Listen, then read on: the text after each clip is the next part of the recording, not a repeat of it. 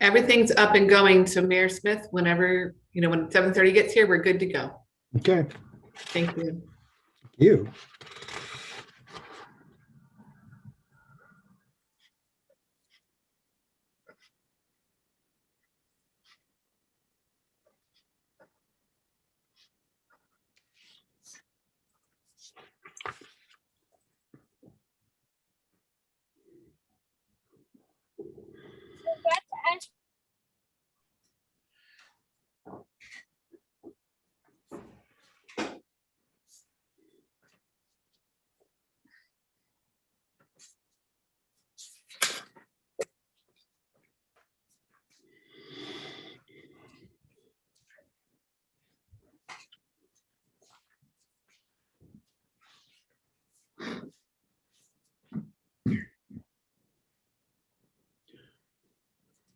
All right, I've got 7:30 on the clock, so why don't I go ahead and call the April 20th, 2021 Oxford City Council meeting to order. Ms. Eaton, will you please call the roll?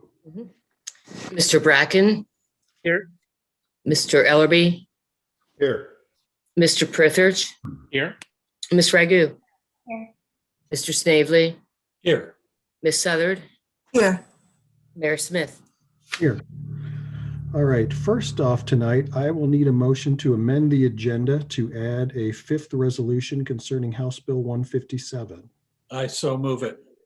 Seconded. Seconded by Councilor Southard. Ms. Eaton, will you please call the roll to amend the agenda? Mr. Ellerby. Mr. Prithridge. Yes. Ms. Ragu. Yes. Mr. Snavely. Yes. Ms. Southard. Yes. Mr. Bracken. Yes. Mr. Ellerby. Yes. Mayor Smith. Yes. Now may I have a motion to approve the agenda as amended? I so move. And I believe I have a second by Councilor Southard. Ms. Eaton, will you call the roll to approve the agenda? Mr. Prithridge. Yes. Ms. Ragu. Yes. Mr. Snavely. Yes. Ms. Southard. Yes. Mr. Bracken. Yes. Mr. Ellerby. Yes. Mayor Smith. Yes. All right, first up is public participation, and I have a proclamation for Arbor Day. Whereas in 1872, J. Sterling Morton proposed to the Nebraska Board of Agriculture that a special day be set aside for the planting of trees. And whereas this holiday, called Arbor Day, was first observed with the planting of more than 1 million trees in Nebraska. And whereas trees can provide oxygen, provide habitat for wildlife, reduce the erosion of our precious topsoil by wind and water, cut heating and cooling costs, moderate the temperatures, clean the air, and help to absorb rainwater and slow the velocity of stormwater runoff. And whereas trees are a resource, providing us with wood for our homes, fuel for our fires, paper, and countless other wood products. Whereas associated with the management of the approximately 3,500 street, park, and public trees in the community, the City of Oxford has fulfilled the National Arbor Day Foundation's requirements for Tree City USA for 25 consecutive years. Now, therefore, I, Michael Smith, Mayor of the City of Oxford, Ohio, Tree City USA, do hereby proclaim that on April 30th, 2021, the last Friday of the month, the City of Oxford will recognize and participate in the national and international celebration of Arbor Day. I urge all citizens to celebrate Arbor Day and to support the efforts to protect our trees and woodlands, and I urge all citizens to plant trees to gladden the heart and promote the well-being of this and future generations. All right, we will send that proclamation to the Environmental Commission. All right, second on public participation, we have a request for the use of the park by the McCullough Memorial Hospital and the Coalition for Healthy Communities. I will turn that over to City Manager Elliott. Yes, thank you. We have a request from McCullough Memorial Hospital, the Coalition for a Healthy Community, to use the Oxford Memorial Park Pavilion and the lawn area each Saturday from June through September of 2021 from 8:30 a.m. until 10 a.m. For their Yoga in the Park event. They've requested this since 2015, And so we're recommending that council approve this. And I'd be glad to answer any questions you have. All right. I think we're all in favor of this as a good, healthy community event. Ms. Eaton, will you please call the roll to, or excuse me, I will need a motion to approve the request for I'll the move use of the it. park. Second, Seconded. seconded by Councilor Southard. Now, Ms. Eaton, you may call the roll to approve the request for the use of the park. Ms. Ragu, Yes. Mr. Snavely, Yes. Ms. Southard, Yes. Mr. Bracken, Yes. Mr. Ellerby, Yes. Mr. Prithridge, Yes. Mayor Smith. Yes. All right. Moving on to our third item, we have a discussion on the interjurisdictional collaboration and long-range planning in Station/Chestnut Fields area. And I'm going to turn that over to Councilor Prithridge. Okay, I'm going to share my screen here real briefly, just so we can visualize what we're talking about here. Are you guys able to see my presentation mode here of the? All right, good. This was something that we've been talking about and just thought it would be a good discussion item as kind of a preface to what we'll be talking about later in terms of the Amtrak Platform.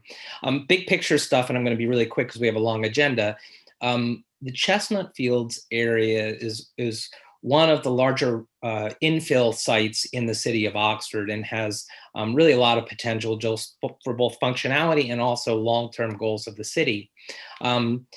As we know, there's a variety of different projects that are moving forward that we've been talking about for a long time, but are moving forward in the Chestnut Fields area. And that includes the BCRTA intermodal station, which is now in the design phase. We're moving forward with design on the Amtrak platform, the Oxford area trail. Recently, the Main Street has been aligned, and even our discussion of solar and over the long term of the thoroughfare plan of an extension of Main Street. So the question is these, the big quick picture question is how can the whole of this area be greater than the sum of these parts? And I'm a planner, so I want to make sure that all these parts fit together.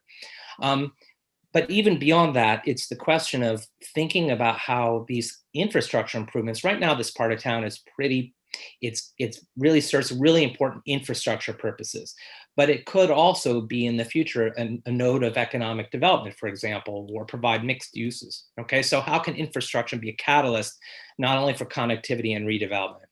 So why I bring this up is because so far, long-range visioning of this Chestnut Fields area has been pretty limited.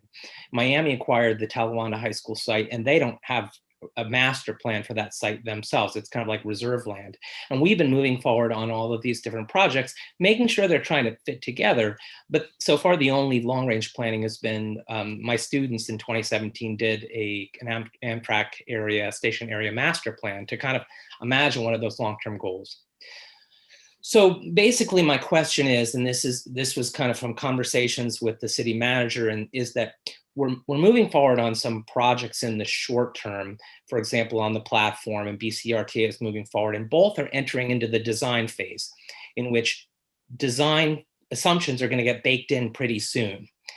So, but the question is, have we exhausted and done our due diligence to make sure that we've optimized that these short-term investments are leading towards the best long-term vision for this area? And also, if big infrastructure dollars come our way, are we positioned to go bigger than the kind of minimum base level of what we're looking at? So this is a staff, we've got a big agenda ourselves.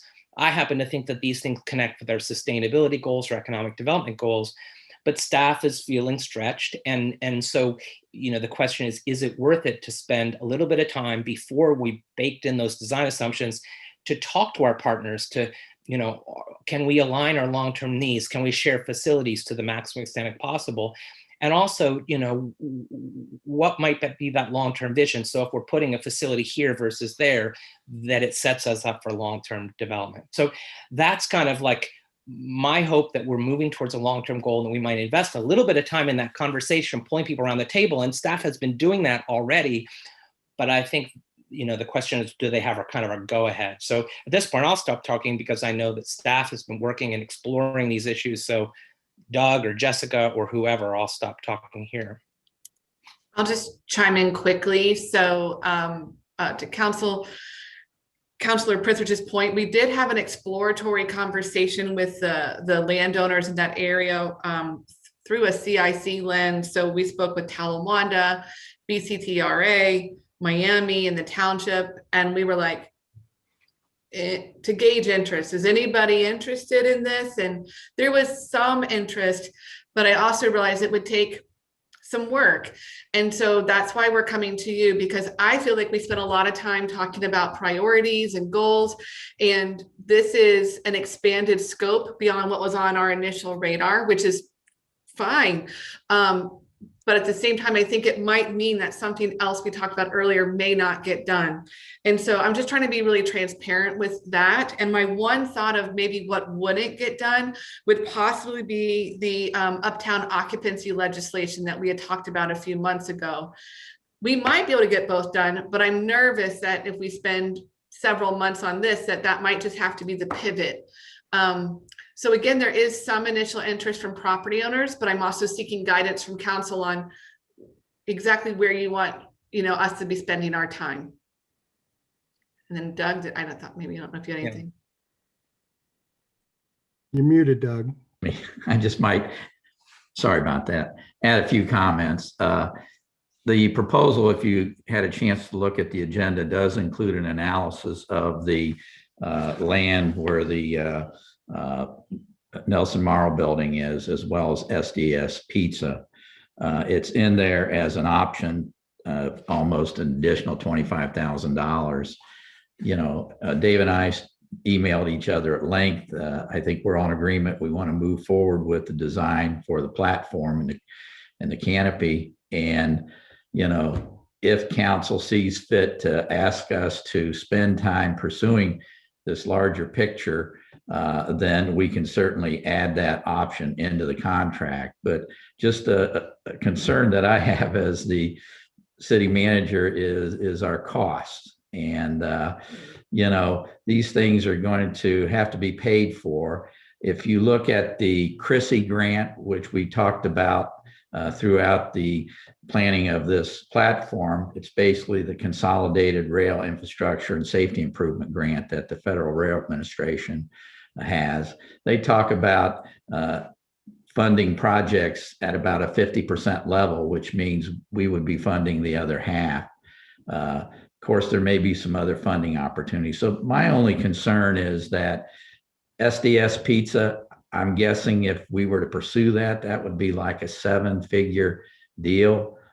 Who knows what the Nelson Morrow building would go for. So, possibly if we work on it, we come up with a option to purchase that if indeed Amtrak and CSX give us something in writing that yes, they will stop the train if we build the platform, then we go ahead and pursue those. But, later on, I'll talk about the bill that's been added to the agenda in opposition to this bill, because we may have some financial difficulties in the next couple of years that could be rather serious for us here in Oxford. But, we want to, I don't want to sound like someone that spoils the party.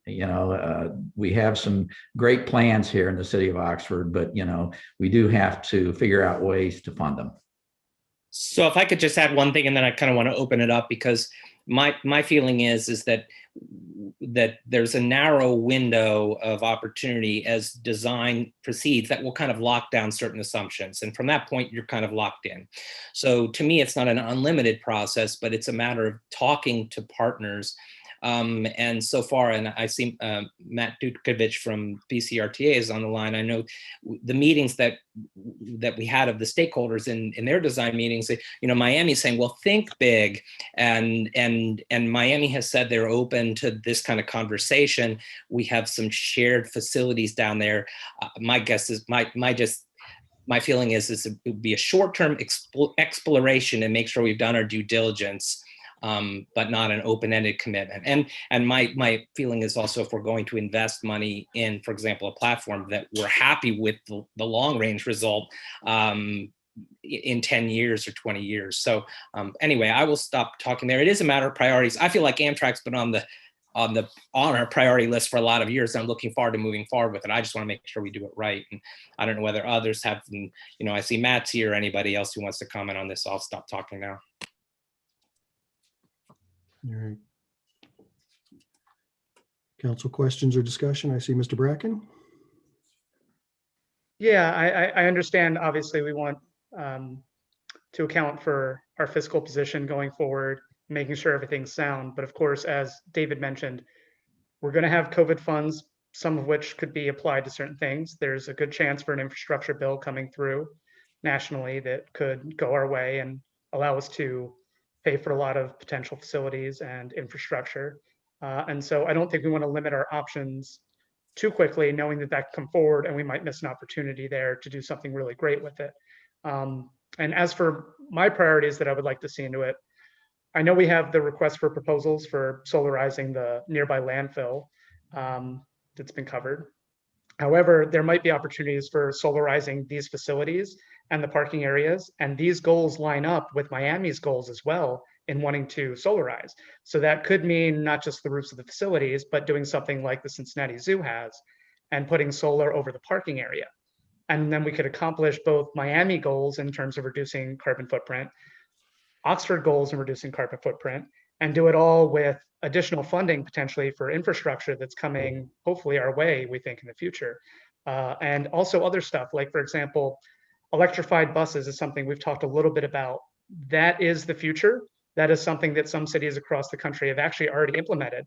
So also setting up electric facilities here might be a thing to think about now, as opposed to put on after the fact when you've lost some of the cost savings of doing it originally. So I think we need to think about all options right now and keep everything open. But yeah, I'm sorry to add more work to staff who is already doing a great job on everything and is already filled. But yeah, something to keep in mind. Thanks. Mayor Smith, at some point, it's up to you. Matt Dukovich has his hand raised, but I'll let you. Okay, let me get, I saw Councilor Southard's hand raised. Let me get her and then we can go to Matt. Yeah, I think it's good to be talking about larger issues and larger plans. After all, that's what our strategic planning is about in our comprehensive plan.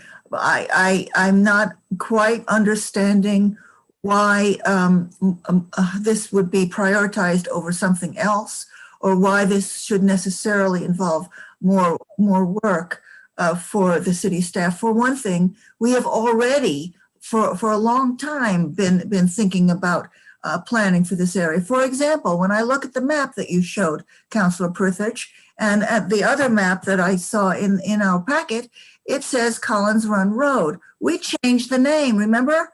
And we called it, the name of the road is South Main. And we did that. I noticed that was necessary and I brought it forward. And I was very pleased when everybody, approved it, because it's really not necessary for people to get off a train at Collins Run, when it would be so much better if they got off at South Main. And so we have accomplished that. So I would like us to acknowledge planning that has already been done in the past and incorporate plans that we have made into what we're already doing. And it seems to me that that's a very small thing, the name of the street. On the other hand, it has some implications for the general public. So you get off this train and you're on South Main and you take South Main all the way up to Uptown.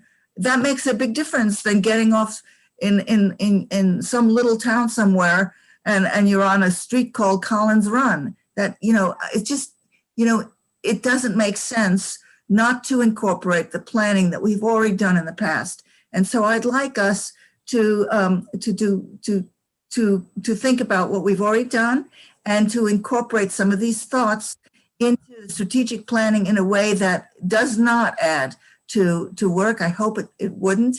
And I hope that it would just be part of our broader thinking in the totality of how we think about transportation, how we think about where this city should go. So those are some of my thoughts on the topic. And please correct me if I'm wrong about the name of the street. You're right. All right, let me get Mr. Dukovich, and then we'll come back to Councilor Ragu. I see your hand. Go ahead, Matt. Good evening. I just wanted to share some perspective of from the Butler County RTA position. I think probably the most important thing to the decisions you're making is the timing window that Councilor Prithridge alluded to. We are in concept design phase for our facility right now. We certainly we want to be a good partner. We want to plan. One of our issues, though, is that we have some grant money awarded a couple of years ago that we need to get moving. So we're not in a position to indefinitely put on hold what's going on. That said, we are in a window. We're still in the conceptual phase where we have the time to change things and designs that don't particularly cost us a lot of money at this position. I think probably once we get past this summer, that conversation will be a little bit different. So the window's number one. Number two is we're bringing a large federal investment. I know this project has changed dramatically from when we said we were going to bring multimodal infrastructure to Oxford probably almost 7 years ago. But we're going to probably be investing somewhere between $9 and $13 million in local and federal investment. And the federal portion, which will probably be around 80% of the project, obviously has a long life on it. So we're going to have investment in that. And once we construct the project, we will be beholden to the federal government for their interests. So as far as making changes or doing things, not to say that you can't do that, but we will be somewhat locked in for the useful life of that building for 30 to 40 years. And then I guess kind of the last piece is I heard somebody mention fuel infrastructure. We're certainly looking at those things. We've considered battery electric, which has a lot of challenges still for us. In fact, it almost makes hydrogen look more appealing at this point. So to that point, we will be carefully looking at what we'll be doing with alternative or low zero emission fuels in this facility. And that's another piece of that planning part that we're going to be kind of locked into after we get through that concept phase. So just, really quickly, the last thing, I would certainly, I don't know what the scope or price tag of what you're discussing may involve, but we would certainly welcome any discussion that, leverages all the capabilities and possibilities that might exist. Like I said, I know this has changed dramatically since we first envisioned it. I think there's lots of potential here. So, we'll be looking forward to those pieces. And as part of that, we've actually already expanded the scope of our project by about $5,000 to take a look at trying to house or incorporate the functions that are in Nelson Morrow and actually in the township building as well, as a favor to them, just to kind of examine what that would look like if they were in a position to relocate. So thank you. All right, thank you. Councilor Ragu. I see this as a huge opportunity and a really big investment in helping Oxford in so many ways, sustainability, economic development. And I think to go to what Jessica had said, if it came down between, you were talking about uptown kind of infill, right? Or the empty storefronts, right? I mean, they've been empty for a really long time. So I think that if there is a deadline for this, and this is something we could really invest in and make really great, especially something we'll be committed to for 30 to 40 years, I see that as this taking precedence over vacancies. As much as I hate them, I can see this as maybe the greatest economic development we could do for our area, just to put it on a map that people come and stop at, and it's something that has been done really well. I agree with Chantel. And I also think that I would like some conversation about, city manager has talked a couple times about STS, and I'm not, maybe I missed it, where that comes into this. That property is, it's private property, but I don't think we need to buy that in order to make this happen. No, really right now so far, I mean, the main thing is talking about the public partners. We've got a lot of public partners who have adjacent properties and sometimes have facilities that we have 2 impound lots on either side of a chain link fence, and so to the degree you can consolidate facilities, be efficient, I think over the long run, we could widen out the circle of what that area would look like. But right now it's making sure the infrastructure and the public pieces of it are really essential that we get that right. That's good. Let's leave SDS out of it. I think that just adds a level of complexity we don't need. So have we contacted the township just to see what their views on the project are as well, since they have a relatively large stake in that area? Yeah, so the question is, we have had an exploratory conversation, and then I said, okay, exploring is over. Now I need to talk to council because I wanted a go, no go from you as an organization. But everyone was willing to explore the partnership.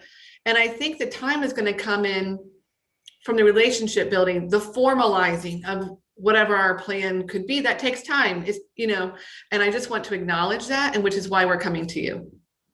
Yeah, I'm all for the project. I mean, that's a very prime location for economic development, as well as everything everybody else said regarding sustainability, economic development, multimodal transportation, being a hub, being a focal point for Southwest Ohio, all those things.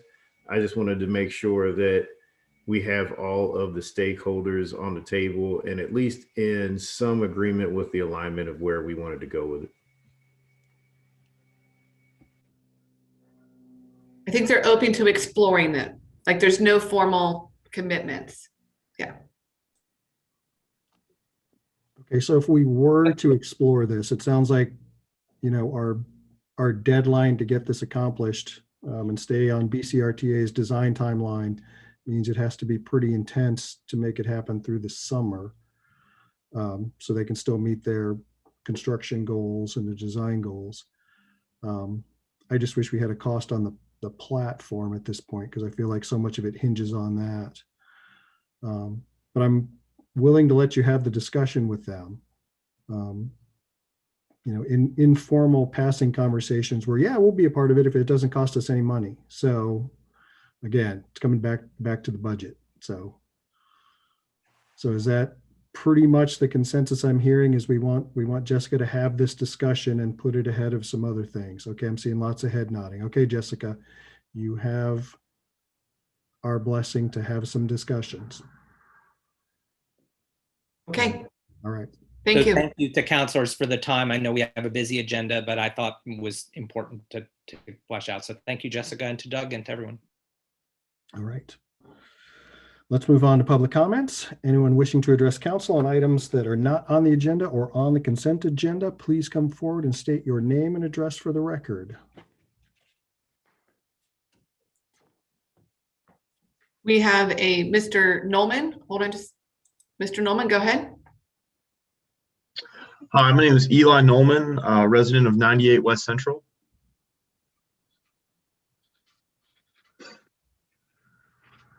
All right. Go ahead. So I'm a Miami student and also a member of Open Fifth Acapella. For as long as we've been around, we've been doing a senior concert in the spring where we kind of highlight our seniors who are going to be graduating and give them an opportunity to sing for the community. Well, the issue is this year we've been having a real tough time trying to find a venue for us to sing, just with COVID restrictions and whatnot. I made a request a couple days ago for the use of Memorial Park, which was denied due to the mass gathering ban. So I looked it up, and there are 14,000 square feet of usable space in Memorial Park. If we allot 113 square feet for each person, which would create a circle with a radius of 6 feet, prime social distancing, we can house 123 people, which we could truncate to about 100 people just to make sure that we're really staying within the guidelines. We could also have a COVID enforcer who could go around and make sure that people are wearing masks, people are staying socially distanced. And this also coincides with the Ohio laws, which as of 2 weeks ago actually took away the ban on mass gatherings. I think that this would also bring a lot of business uptown, as 100 people uptown in this park would very much these people are going to be hungry. They're going to be thirsty. They're going to want to, patron the businesses of uptown, give them more business. And also, having people this spread out and this socially distanced is honestly safer than many of the businesses that are already running in Oxford. And I really don't see why we couldn't have a gathering of this sort. Thank you. We will discuss it amongst staff, but I think you're wrong in your assumption that the mass gatherings have been removed, but we will take it's under I looked advisement. it up on the Ohio website. As of April 6th, bans on mass gathering were taken away. Well, I think they were reissued in a different order. And there are other things to take into consideration, but we will review your application and get back to you. Thank you. Anyone else? I do not see others at this time. Thank you. All right, we'll move on to the consent agenda. May I have a motion to approve the consent agenda? So moved. Moved by Vice Mayor Snavely, second by, I see Councilor Bracken's hand is a second. He wants to take something off. I So know he does. somebody needs to second it. Yes. Seconded. Second by Councilor Southard. Are there any items to be removed tonight from the consent agenda? Councilor Bracken. Sorry to add to our timeline, and I hope it's quick, but I request we move C and D just to get a short explanation because there's been some discussion around them. Minor discussion, but discussion nonetheless. All right. Let me get a roll call vote on items A and B, and we'll come back to discussion on C and D. Mr. Snavely, Yes. Ms. Southard, Yes. Mr. Bracken, Yes. Mr. Ellerby, Yes. Mr. Prithridge, Yes. Ms. Ragu, Yes. Mayor Smith. Yes. All right, let's go to item C, Mr. Woodell, or let's go to council who has questions about item C. I was just wondering if we can get an update on the condition and what the plans are. Just a small explanation, that's all. Sure. Can you all hear me okay? Yes. Perfect. Yeah. So this is a renovation and reconstruction of the existing tennis courts, which are at the Tri-Community Center. So the process we're going through with those is we are repairing the cracks, especially the large ones. Those are being milled out, refilled with new asphalt. And then actually there's a fabric that gets laid down over top of those old cracks before another 2 inches of pavement gets paved back over top of the existing surface. So that should leave us with a pristine new paved surface. And then we'll follow that up with phase 2 of the project, which will be the color surfacing and the painting and the striping of the tennis and pickleball court lines. And what we're actually doing is taking 2 tennis courts. We're converting those into 1 tennis court and 4 pickleball courts. Yeah, so I'd be happy to answer any questions anyone has about, general timeline at this point is probably end of May, early June to start the project. And then that new pavement has to sit at least 30 days before the color surfacing gets put on. So we're looking at a couple of months for sure of downtime for those courts, but long-term it'll be very useful. All right, great. Any other questions? All right. Yeah, I just want to say, I think it's excellent to have the tennis court replaced. And, I'm very much in favor of us having tennis courts that are accessible and in several parts of the city so that everybody can learn how to play.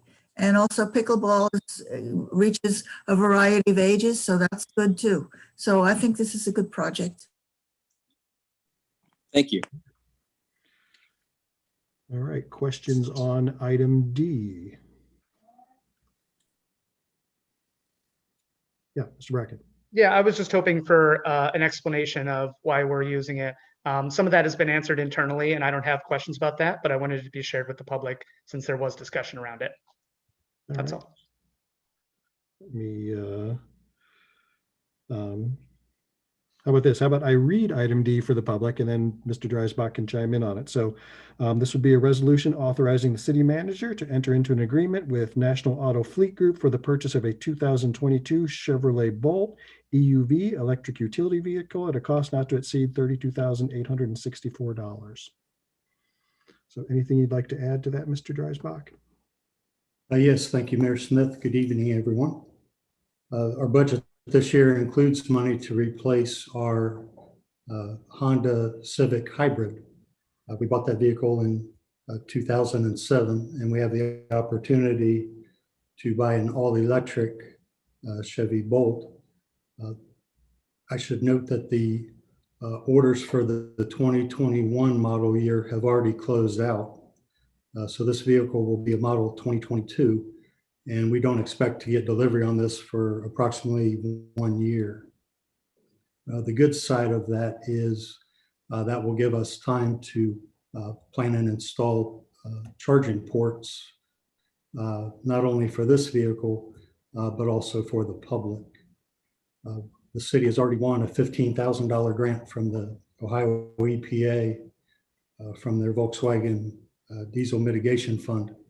And 2 charging ports are being installed at the parking garage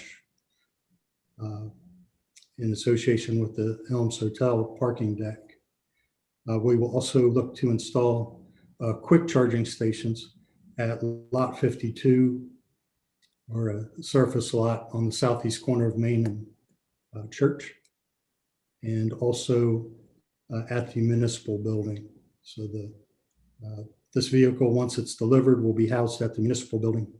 It's primarily used by Community Development Department, but it's open to any city employee that needs it for fleet use.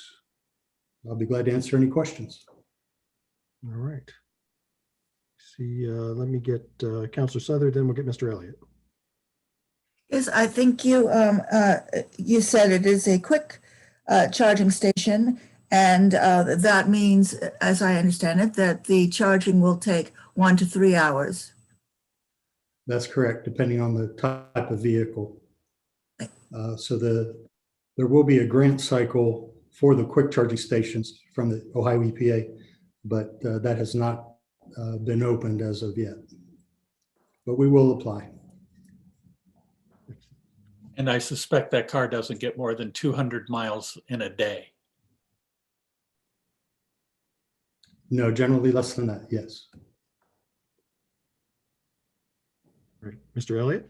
I just wanted to clarify, Jason had mentioned at the discussion, and I know he, what he meant was, what actually happened was we got questions from one council member and staff answered those. And I typically share that information with the rest of the council. So I just want the public to know we don't have discussions on legislative items because we know that we're not supposed to do that. So I know Jason meant that, and I just wanted to clarify it for the public, even though that's not a major policy issue.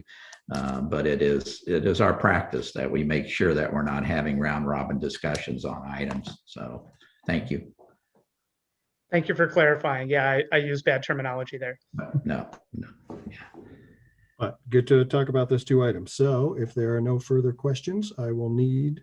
I move that we accept those 2 items. All right. Second? Second by Councilor Bracken. All right. Ms. Eaton, you may call the roll to approve items C and D. Ms. Southard, Yes. Mr. Bracken, Yes. Mr. Ellerby, Yes. Mr. Prithridge, Yes. Ms. Ragu, Yes. Mr. Snavely, Yes. Mayor Smith. Yes. All right. We will move on to resolutions. Ms. Eaton, you may read the first resolution whenever you're ready.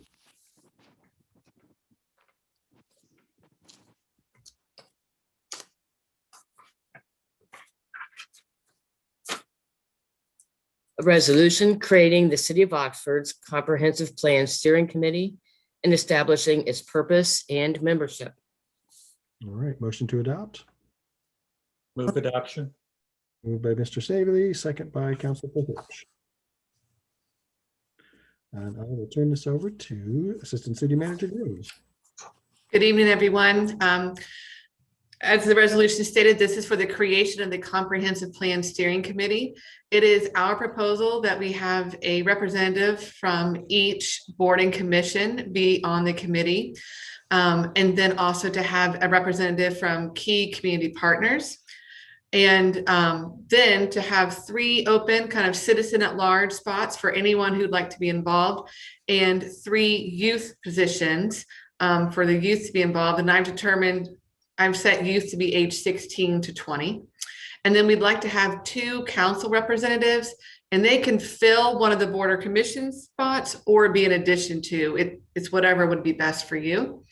And then this steering committee will help us process public feedback, develop the community survey, establish our public input sessions that we hope to have in the fall. So once we gather that input, then we hope to go back to this committee to really process what we've heard and then start to make draft recommendations, draft language that we can then go back out to the public and, did we get it right? So they're going to be a major part of our feedback loop, if you will. So wanted to establish this with resolution, and then the next meeting we'll be bringing forward nominations for an executive session for you guys to make appointments. Fantastic. Anyone from the public wishing to address this resolution before council? There is not. Thank you. All right, council questions or discussion? Mr. Prithridge. Just a real quick thanks. I'm really excited about this. I'm really excited about the way that we're doing this, doing the part in-house that we can do in-house, not only because it saves us money and we can then use our consultant dollars for the things that we cannot do in-house, but I think it's just going to build ownership of our plan. And so I think that when we have a plan, we're more likely to use it because we were all involved in developing it and our talented citizen appointees. So exciting step moving forward. Thank you. All right. Any other council questions or discussion? All right, Missy, will you please call the roll? Mr. Bracken, Yes. Mr. Ellerby, Yes. Mr. Prithridge, Yes. Ms. Raghu, Yes. Mr. Snavely, Yes. Ms. Southard, Yes. Mayor Smith. Yes, that resolution is adopted. We'll move on to our second resolution. Ms. Eaton, you may read it whenever you're ready. A resolution authorizing the donation of $35,000 to the Family Resource Center as a subrecipient of Federal CARES Act funds, which shall be used for childcare and educational services, transportation and auto repair assistance, emergency financial assistance, and eviction reparation services for those in need within the Oxford-Talawanda School District community. All right, may I have a motion to adopt? So moved. Second. Moved by Councilor Southard, second by Vice Mayor Snavely, and I will go to Assistant City Manager Green for discussion. Yeah. Yes, with this one, we have a little bit of CARES Act funding left that wasn't used how we thought it would be budgeted last year. And we thought we had to send it back, but they've now extended the deadline. And so we thought we should go back out to our social service community and help them continue to help our residents. And this is what the Family Resource Center recommended as a way to utilize those funds to continue the program they're already doing. They've just been a tremendous partner through COVID with helping serve and just basic needs to our residents. And I would recommend this. Thank you. All right. Is there anyone from the public who would like to address this resolution before council? There is not. Sorry, that's me. There's not. Council questions or discussion? I see Mr. Bracken's hand. And I see. Yeah, I was wondering if the 11,000 for COVID testing would potentially be useful for converting to vaccination, maybe in Uptown Park or something like that. And you would know better than anyone because you've been so good in facilitating that for the community, whether that would be useful or not. So we're actively exploring vaccine clinics with our community partners. And I actually don't think if we can get one arranged, it would actually cost us very much to do it. But I do think that money will need to be, I don't think we're going to end up using it all for testing. So at some point, we'll want to have a discussion about where to reallocate those funds. And a lot of community partners for vaccine clinics are asking me to wait till May. And so I'm trying to wait before I start to really dive into the logistics of what a vaccine clinic would look like. All right, Councilor Ragu. I love this proposal. I mean, it's such a good use of money, and it's something that you know it's going direct to people. It's not going to buy things. It's actually helping people. So I really think this is such an impact that can be made with this. So thank you. All right, anybody else? All right. Ms. Eaton, will you please call the roll? Mr. Ellerby, Yes. Mr. Prithridge, Yes. Ms. Ragu, Yes. Mr. Snavely, Yes. Ms. Southard, Yes. Mr. Bracken, Yes. Mayor Smith. Yes. That resolution is adopted. We will move on to our third resolution. Ms. Eaton, you may read it whenever you're ready.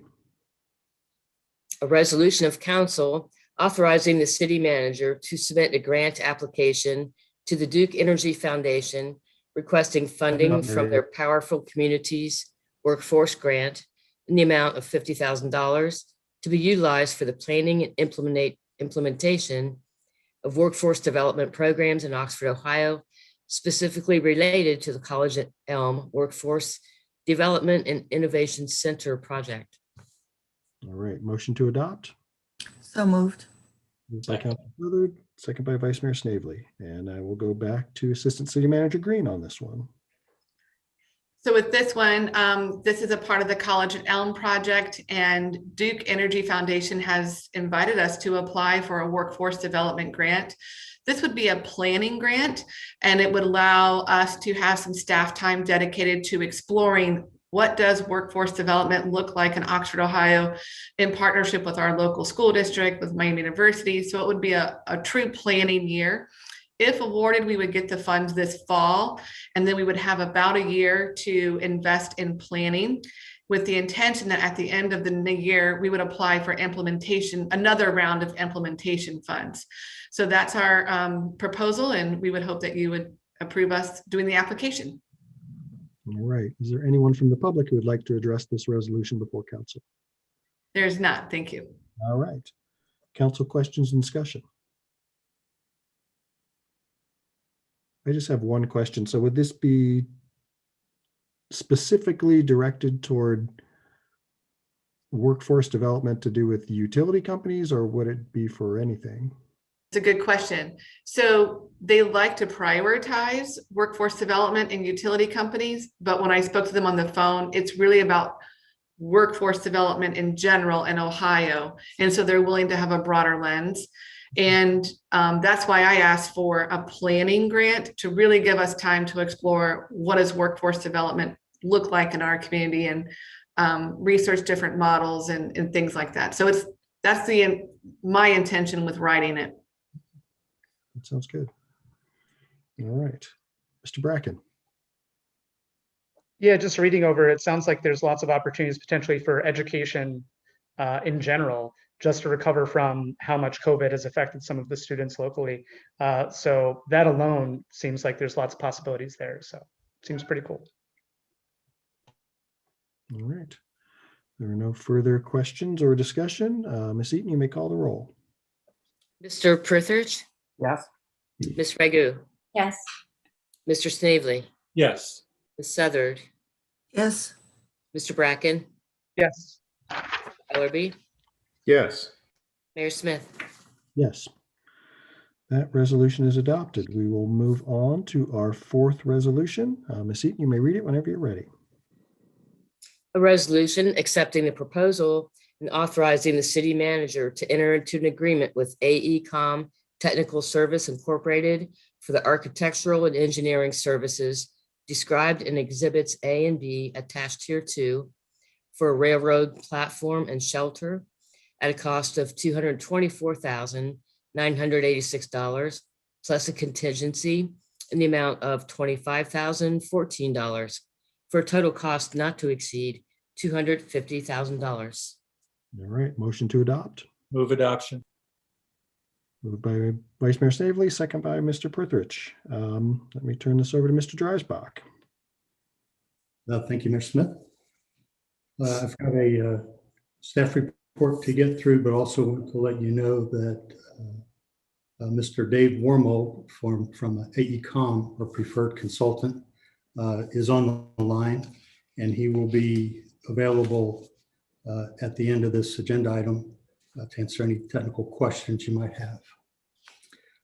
To give you a brief history on the subject, in 2017, the Oxford City Council designated $350,000 towards a rail project, and Miami University matched that amount. The Miami amount would be payable upon a memorandum of understanding with Amtrak and the city. The Talawanda School District is also a supporter of the project, and they will be a key player as they have ownership of the Nelson Morrow property. And that is a key piece of property as to not necessarily the function of the platform, but certainly the aesthetics of it, because there will be no view really of the platform from Main Street and very limited from Chestnut Street. That building is actively used by the district, and there would be some logistical issues to get ironed out with the district if we are to do some type of purchase or exchange for that property. As Councilor Prithridge has already stated, back in 2017 as well, students from the geology department produced the Oxford Miami Community Gateway Plan. There's some nice graphics in there that show the possibilities of what you could do with green space, the general aesthetics of the entire area, and how that area could be improved. I do have a few slides to show.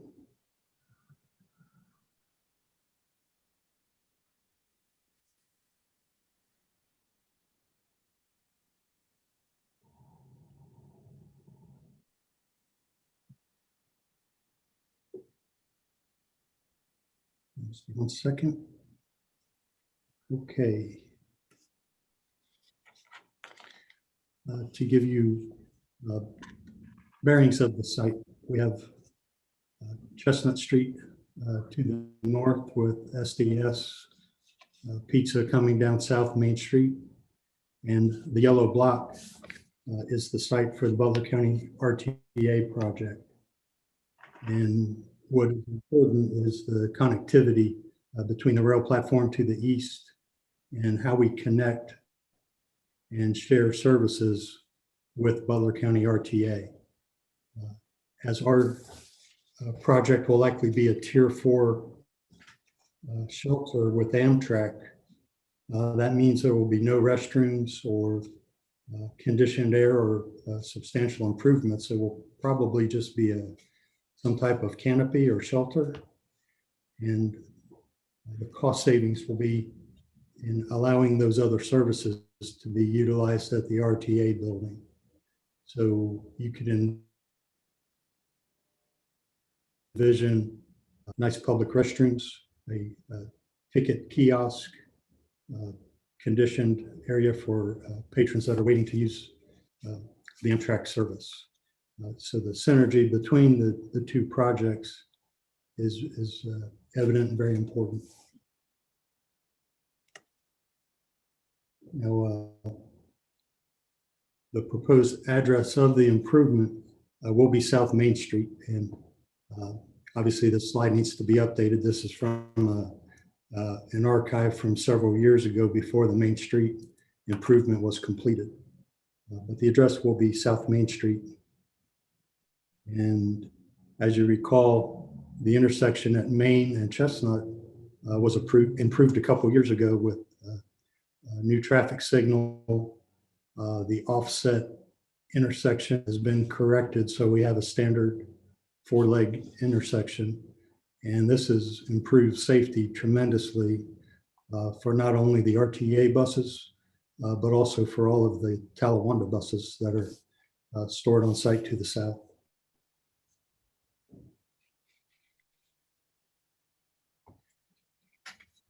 So again, this slide shows the improved South Main Street and the Nelson Memorial Building, which would have the platform directly to the east. But while this building is present, it will not only just take up space, but obscure the vision of the shelter from the approach points.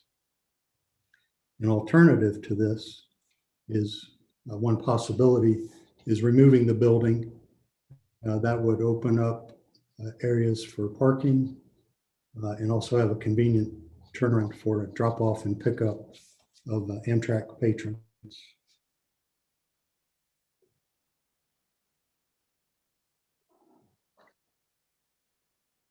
The city worked with Butler County RTA to develop a request for proposals in hopes of doing a joint project. We would like both of our projects to have consistency in style and architectural materials that are used. As we went through the RFP process, it became clear that RTA needed a bus facility designer, and the city needed someone with CSX and Amtrak experience. And based on our scoring of our panels, it was decided to go in separate directions with our consultants, but still keeping the same goal of consistency with our architectural styles and materials. AECOM was the highest score from our panel, and of the 7 proposals we received, they gave us the second lowest price while scoring the highest number of points. For reference, the average of all of the submittals was $334,000. So we're getting some good value with a consultant that scored very highly and has substantial experience already with Amtrak and CSX. I should note as well, there is consistency amongst our professional sub-consultants. Bear Becker is doing the surveying work, not only for our project, but also for RTA. And that goes as well for Terracon, our geotechnical firm, and Stone Environmental.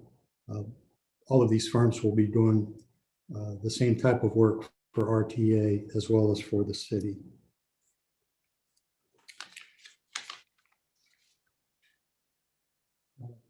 At some point as we develop the contract, we're asking for your permission tonight to allow the city manager to enter into an agreement. We will write in stopping points along the way. We're somewhat concerned about not having a commitment in hand from Amtrak at this point and beginning to spend money on a project. So we will write in points of separation should it become clear that for whatever reason, we're not able to bring the project to fruition. And I generally don't like to read from staff reports, but I'm going to read the next paragraph because it's very important that everyone understands some of the risks involved with the project. I'm reading from the final paragraph of page 60 of today's agenda. It should be noted and emphasized that Amtrak and CSX will not pay for any part of this project. The city will be responsible for all costs associated with the project. And these are not only our costs, but any costs that CSX or Amtrak incurs will be passed through to the city. And that's a very key piece of information to keep in mind.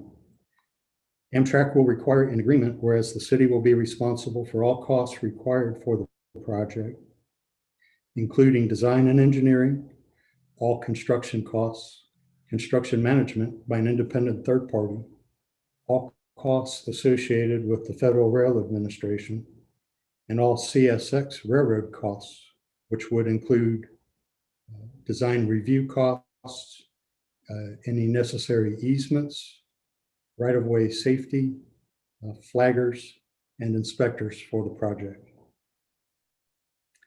The current appropriation will only pay for AECom contract costs. All additional costs associated with project development will require supplemental appropriations. So that sounds rather grim, I know, but we have worked with CSX in the past, and while a tunnel boring project is not simple, it's predictable, and we have somewhat a good history of knowing what our costs will be. But when you start to interrupt train service for construction, I want to make sure that council's aware of the potential costs that could be coming. And I don't want there to be a frustration down the road when we come back for supplemental appropriations because of what are unknown costs at this point as they become more and more evident. So we're recommending your approval of the city manager entering into an agreement with AECom solely for architectural and engineering services. And again, Mr. Dave Wormald is on the meeting with us and can answer any questions. Thank you. All right, let me see if there's anyone from the public who would like to address this resolution before council. I do not see any. Thank you. All right, I see Vice Mayor Snavely's hand raised. So, Mike, is there a way, since we're at the starting point of design, to think about ways in which solar could be incorporated into the design plans for this project and in some fashion? Yes, sir. The design consultant is aware of the desire for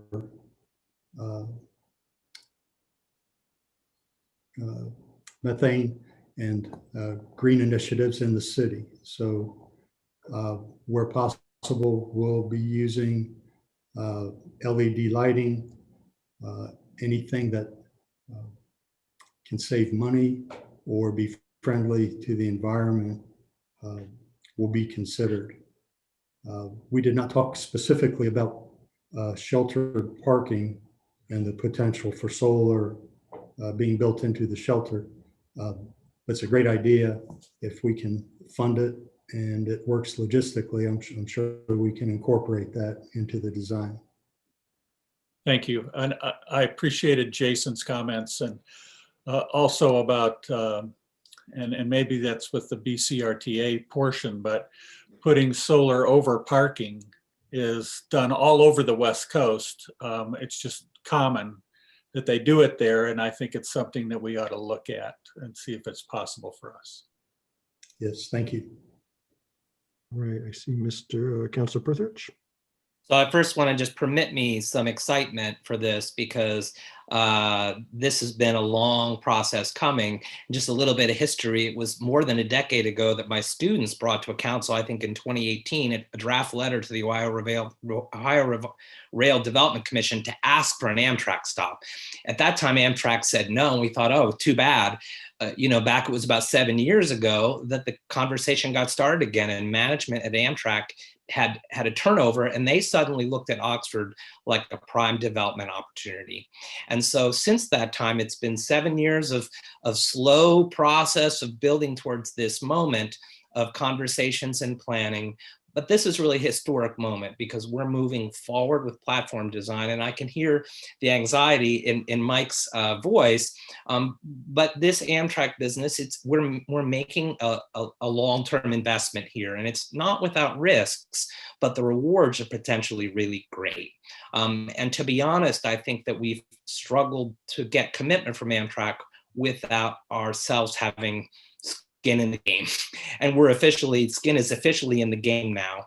And I think that Amtrak is, I'm optimistic we're going to get a really good look. And so again, the short term is this is a platform that gets us a stake on the line, and someone could say, well, great, it's a train that comes through 3 times a week in the middle of the night. that's never been what this is about. What this is about is the vision that's now in front of Congress, which is the funding for regular rail service on one of the most important rail corridors in the Midwest. Regular trains, multiple trains a day between Cincinnati and Chicago. And I'm in complete agreement with Council Ragu. This could be the greatest economic development opportunity that we've had in a long time in Oxford. This is the interstate highway that we're never going to have, but we could be on one of the most important rail corridors of a transportation mode of the future on one of the most important corridors. But that's taking a stop and building a platform. So I want to thank all the work of staff to get us to this point, and the attempt to collaborate with BCRTA on getting a single consultant. But even if we have two different consultants, we're talking to each other now. The one thing that I want to just express concern about and is that if you've ever been down and look at the Nelson, here's my concern is I don't want to make what's potentially a $1.5 million investment in a way that when built, we're not happy with the experience it provides. And if you've ever been behind the Nelson Memorial Building, to arrive at the Nelson Memorial Building at 3 o'clock in the morning behind that building it will not be the experience that we'll feel as good about as we could. There are logistical complications to figuring out how to work with the school district so we can get that good access. I want a platform that's as visible from Chestnut as it can, and I want the station to not be hidden behind an aging building. So at this point, I'm happy to move forward with this, but I guess it's a question to staff is Exhibit A and B talk about the need for an authorization to explore, the long range planning of what would, for example, involve, how would we design this if we weren't trying to design around the Nelson Memorial Building? If the Nelson Memorial Building were to go away, one way or the other, and that's whether it's Miami talking to the school district as they've been doing, I want to go ahead and authorize that now because I'm afraid if we design a sidewalk squeaked by the south side of the Nelson Memorial Building, it may not save us money and it could end up with poor design. So and I'm in complete agreement with Councilor Snavely, we don't need to be talking about SDS, but we need to be talking about the Nelson Memorial Building. So what does it take to authorize so that we're moving forward with the design assumption, not that we're designing around this aging Quonset hut, to be honest, but we're looking at the long term here and making sure we get the best design out of our investment. What kind of additional authorization is required to have that be the design assumption, not like the design we're planning around Nelson Memorial? If I could make a suggestion, Dave, I think maybe at the next council meeting, we'll have a resolution authorizing us to pursue the city an option to purchase that building. So at least we have a cost estimate of what it will take. And then we'll also know if the school district is considering selling it. It's one thing to have a conversation with maybe one or two elected officials, but it's another thing to get action on it. So, we have built into our agreement that you'll be voting on tonight, the option to do I believe they call it a feasibility analysis or analysis. I think they just use that. And then we would exclude the SDS building from that proposal. And, because as David knows, and all of you know, that we've been sort of counting on Miami and the school district to work out the situation with the Nelson Memorial Building. But we're at a point where we need to make a decision. So I think, at the next council meeting or one thereafter, we'll bring forward a resolution and we'll have to work out the details of pursuing an option to purchase this building. And it's my understanding that there are still conversations between Miami and Nelson Memorial Building. I guess my basic against, however it happens, I just hope we can proceed with this contract on the design assumption that we're not designing around the building, but we're designing for the best platform with that property in mind. So whether that requires any further authorization later or whether we're good with the current.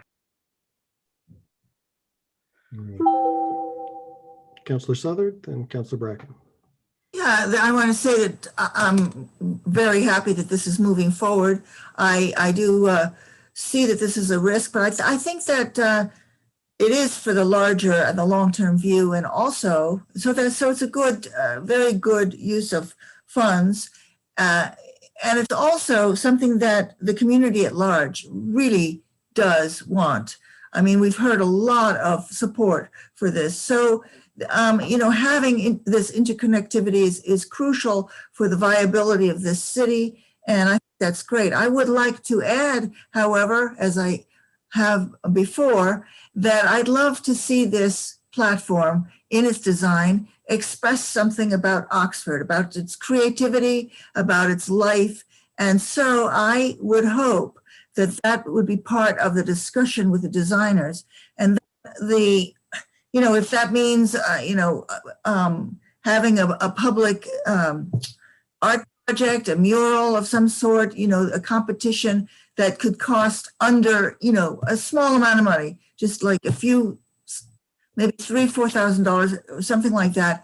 Or if it could be incorporated, the concept of what makes Oxford unique could somehow be so that be part of it, so that people both getting off the trains, even in the middle of the night, could see something special about the platform, and people who stay in the trains and just carry on to Chicago or on the other direction, onto Washington, D.C., could see Oxford as a unique place, or something that says specifically Oxford. And so I hope that will also be part of the discussion, and that it's not only about the economics of it and the details of that sort, but also expresses something about this town. Thank you. Mr. Dreisbach. Yes, we will work with the architects to make sure that it's a recognizable feature that represents Oxford.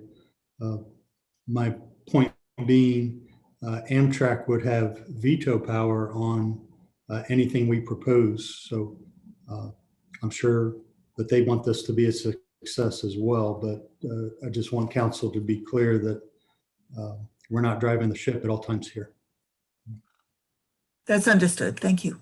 Thank you. And I just want to remind everybody that I've been lived in Oxford long enough to remember when the Cardinal line did run 5 days a week and during the day at times. So I would love to see us come back to that. But I also want to kind of temper everybody, their expectations that this is going to be a complex project with a lot of entities. There may come a time when the Nelson Morrow building and the platform may exist just because of timing, because Talawanda is not going to go until they have a place to go. And working with the railroad and with Amtrak, it's probably going to triple our construction time. So it could take a year to build just to construct the platform once we get all our ducks and our funding in a row to do it safely. So, but still very much in support in it. I think most of us have been to countries where they have excellent rail service and we understand what this could mean to Oxford. So, Mr. Bracken. Yeah, I agree with all the comments of the other counselors. I'm very much looking forward to this. I just want to make sure that we build in now optionality for environmental consideration, as mentioned, artistic consideration, as Ed mentioned. And most importantly, the thing I'm a little bit concerned about is funding wise. What are we locking ourselves into and what are we locking ourselves out of right now? Is a decision now preventing us, if there's infrastructure build coming forward, from accessing money that we've already paid into or locked into? Is that something we can answer now?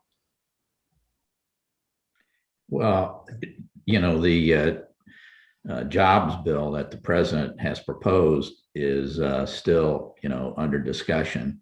Obviously, we will explore any revenue sources, but typically you don't get to get reimbursement for something you've already signed a contract for. And of course, the design and engineering is going to be the smallest component. The construction and all these other costs that Mike commented about are in the future for us. So we're keeping our eye open for opportunities for funding to lessen the impact on our local tax-paying public. And But, we're still waiting with bated breath to get the guidance on the American CARES Act funding. So, hopefully that'll be released within 30 days. But yes, we will certainly keep our eyes open for any funding opportunities. Yeah, that's sort of my concern. I want to move forward this as fast as possible, but also I don't want us paying into something that could have been funded through funds coming through. But of course, as you mentioned, legislation that has already passed, we still haven't gotten funds or know exactly how they're going to be implemented. And by the time the jobs bill comes through, it will take a while since then. So that's the only difficulty I have in this. So it's something we should definitely consider. And if I could just throw in, typically in past federal funding programs, they look for shovel-ready projects. And if you've got your engineering done, you're a shovel-ready project. So that really helps us too. So very good point. Mr. Snavely, Jeff? That was my point. Shovel-ready. All right. Shovel-ready. So thank you, Doug. Mr. Prithridge. So I just really want to be clear on this, because to me, what the design assumptions you go in with will the design. Is the platform close to Chestnut or far away? Is the sidewalk on one side or the other of Nelson Morrow Building will lock us in to how visible this will be from Chestnut Street for the future. So the big specific question is this contract on the assumption we're designing around the Nelson Morrow Building at that current price that we're paying? Or do we need to authorize right now that we're going to explore what that full range of design is to make sure, on the assumption, I'm not saying we need to, I hope we don't need to acquire the Nelson Morrow Building like Miami does. Do we need to specify this right now? Is my question. Because I don't want to approve this contract and be like, oh, but we all agreed Nelson Morrow Building, we're designing around that. Does that require authorization now, or would that be like change order later? Just from my perspective, I think we have some time. I mean, if you look at the tasks that are spelled out in the contract, we're not at the point where we're going to be. I mean, they got to start off with the property surveys, utilities, and so on. I mean, we all know that the platform will be on the, I guess we can say, the southwest side, because we don't have any public land on the east side. Well, that's incorrect. If you remember, we got a tiny little half acre that was given to us, but not sufficient. But I don't know if Mike or Dave want to chime in on that question. Yeah. Mike, do you want me to come in? Sure, go ahead, Dave. So just to relate some discussion both about the Nelson Morrow Building and the platform itself. Our scope of work that we have currently in front of you does assume essentially that we would have the sidewalk on the south side of the Nelson Morrow Building, and we would be designing around it. I guess that being said, the optional task that we included for the alternatives analysis really was looking at both the SDS Pizza and the Nelson Morrow Building and integrating potentially parking, like was mentioned earlier, on those locations, alternative access from a pedestrian standpoint to both South Main Street and to Chestnut. Essentially, that additional money was for doing kind of what it says, to do alternative site plans, cross sections, basically more than one design, looking at 2 to 3 or 4 different variants of how the site could lay out there. And that's what that intended purpose was. It really wasn't specific to the Nelson Morrow lot or the SDS lot, or how those would be configured. The other thing I was going to mention is that our scope, the topographic survey and the property survey that Bayer and Becker is going to be performing do include those 2 lots as well as the township lot. So we will have a property survey done for those 3 parcels, as well as the CSX right away, and also the topographic and planimetric survey for those parcels. So we'll have the information provided in our base mapping that would allow us to look at the use of all of that property in one way or the other. And if you do decide to move forward with acquisition down the road of the Nelson Morrow Building, or potentially of the other parcels as well, at least you'll have that information in hand to work with. I think if we knew moving forward like David brought up, if we knew the Nelson Memorial Building was definitively going to go away, we could design with that intent from the get-go. I guess right now we just weren't sure how that was going to move forward. So the presumption, as the base case was that we would design around it. But if we're going to look at a few alternatives there, we may need some more funding. The other thing Mike had mentioned, the way we had structured our proposal was to do initially an authorization through preliminary engineering, essentially doing what we just talked about, laying out the platform, its relationship to Chestnut, how long it's going to be, where it is relative to the adjoining property, and how the pedestrian connections are going to work, as well as some of the NEPA and the surveying work associated with that. But at that point, that's as much as we would, or much as you would authorize initially. And then once we have those parameters set, then we would move into detailed design and potentially doing a cost benefit analysis if you're pursuing federal funding, and then ultimately into construction. So it's kind of a step-by-step process. But I guess the shorter answer is right now we were assuming one essentially alternative that we were going to look at designing around the Memorial Building. But I think, there's probably a little wiggle room in there if we knew the Nelson Memorial Building was going to go away. All right, let me get Vice Mayor Snavely, and then we'll come back to Councilor Bracken. So again, you mentioned the SDS building, and I think you can take that off of your agenda. The one thing I will say about that is the platform may or may not need to extend behind that parcel. So we may need a temporary construction easement from them, or potentially a grading easement for them, depending on how the drainage and that works out behind. We wouldn't take the building, but just behind it. So that's potentially a need, but we won't know until we get more information.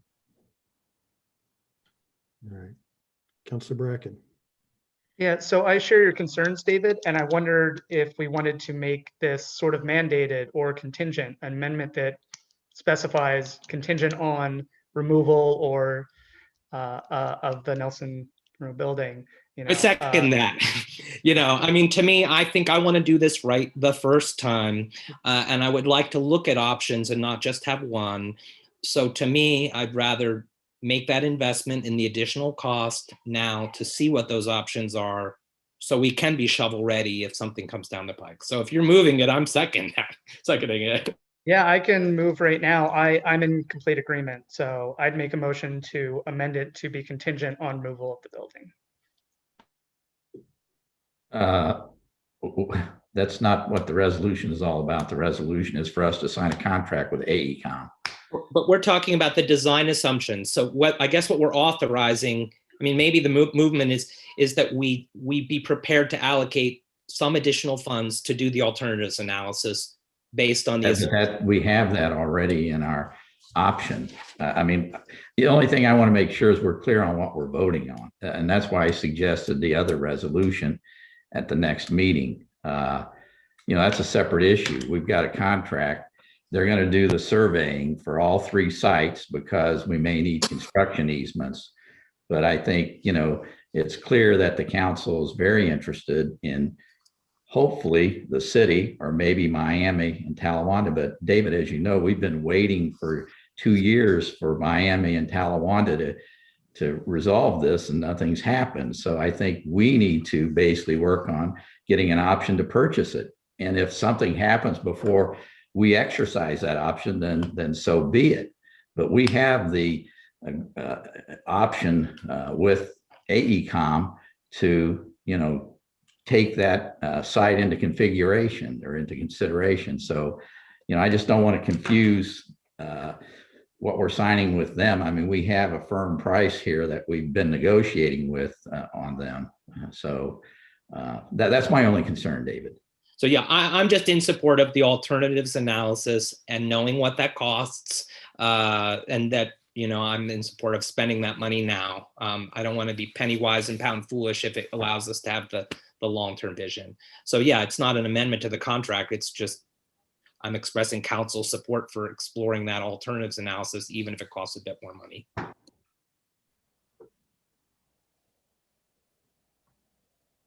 Okay. I think Mike wants to say something, Mayor. So, go ahead, Mr. Dreisbach. I was looking at the other side of the screen. Thank you. just to make, I believe we understand council's opinion on this. We need to make sure we have a willing seller with the school district. We're also working with them on right-of-way issues with the Oaks Trail. So hopefully we can be good partners on all these projects. But it is important that we move forward and approve this contract tonight, because if we are going to get federal funding, we will score more points on our applications by having a design firm already engaged. And for federal funding, we also need the benefit cost analysis, which is an optional task in this contract, so that we can go forward and really have a strong application for funds. So thank you. All right. I encourage us to vote. If there are no more questions or discussion, I'll ask Ms. Eaton to call the roll. Ms. Ragu, Yes. Mr. Snavely, Yes. Ms. Southard,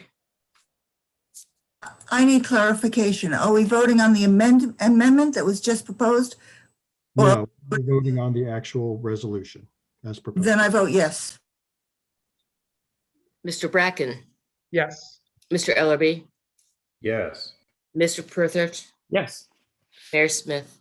Yes, that resolution is adopted. All right, we'll move on to our fifth resolution. Ms. Eaton, you may read it whenever you're ready. A resolution opposing substitute House Bill 157, amending the law regarding withholding municipal earned income tax for those working virtually and/or at home. All right, may I have a motion to adopt? Yes. Moved by Vice Mayor Staveley, second by Councilor Southard. And I will go to Mr. Elliott. First off, thank you for adding this to our agenda tonight. As we know, there is a substitute House Bill 157. Today, they had a fifth hearing on it in the House Ways and Means Committee. The two primary impacts of this legislation are that it will sunset the temporary principal place of work language, which was in House Bill 197 as of December 31st, 2021. And it will end all pending litigation regarding work from home refunds, with employees able to receive refunds of tax withheld and remitted to their principal place of work municipalities while they were working from home due to COVID-19. So if this bill becomes law, the city will be forced to refund money that it already received in fiscal year 20 and fiscal year 2021, roughly estimating that it could be as much as $1.5 million, but we don't really have an exact figure. We do know that many employees at Miami University who do not live in Oxford were working from home. Employees from the Talawanda School District as well were working from home, and we even had some employees. So we want to let the legislature know that we oppose this bill, and that by passage of this, we will provide this both to our representative Hall, Thomas Hall, and also to Senator Coley. As you know, there are two other bills that we're going to basically get rid of Section 29, which was included in that House Bill 197, which covered a lot of things during the public health emergency and the economic crisis precipitated by COVID-19. So there are two bills to get rid of that section, which are not retroactive. And then there are also several court cases. So we're watching all these developments, but this one is very important to let the legislature know our position, because as I said, this could be a big loss of revenue to the city. So with that, I'd be glad to answer any questions that you have. All right, let me inquire if there's anyone from the public who wishes to address this resolution before council. There's not. Thank you. All right, council questions and discussion. All right, I think we understand what's at stake. All right, if there are no. One thing I forgot to mention too, and excuse me for that interruption, but We do need to ask you to strike out the first whereas. This was a sample resolution that we received from the Municipal League, and we basically crafted ours based on their sample resolution. And the first whereas talks about that they reported it out of committee, they adopted it, which they have not. They had a fifth hearing today, and I did watch the tail end of it right before our council meeting, the recording, and they said they were not reporting it out. There were several amendments to it. And so if you would please make a motion to strike the first whereas, I would appreciate that. So moved. Seconded. Second by Counselor Southard. Ms. Newton, will you please call the roll to vote on amending the resolution? Mr. Snavely, Yes. Ms. Southard, Yes. Mr. Bracken, Yes. Mr. Ellerby, Yes. Mr. Prithridge, Yes. Ms. Ragu, Yes. Mayor Smith. Yes. All right, now we will need a roll call to vote on the resolution as amended. Ms. Southard, Yes. Mr. Bracken, Yes. Mr. Ellerby, Yes. Mr. Prithridge, Yes. Ms. Ragu, Yes. Mr. Snavely, Yes. Mayor Smith. Yes. All right, could I ask that before we proceed to ordinances, we take a 3-minute restroom break? All right. We'll be back at approximately 9:03.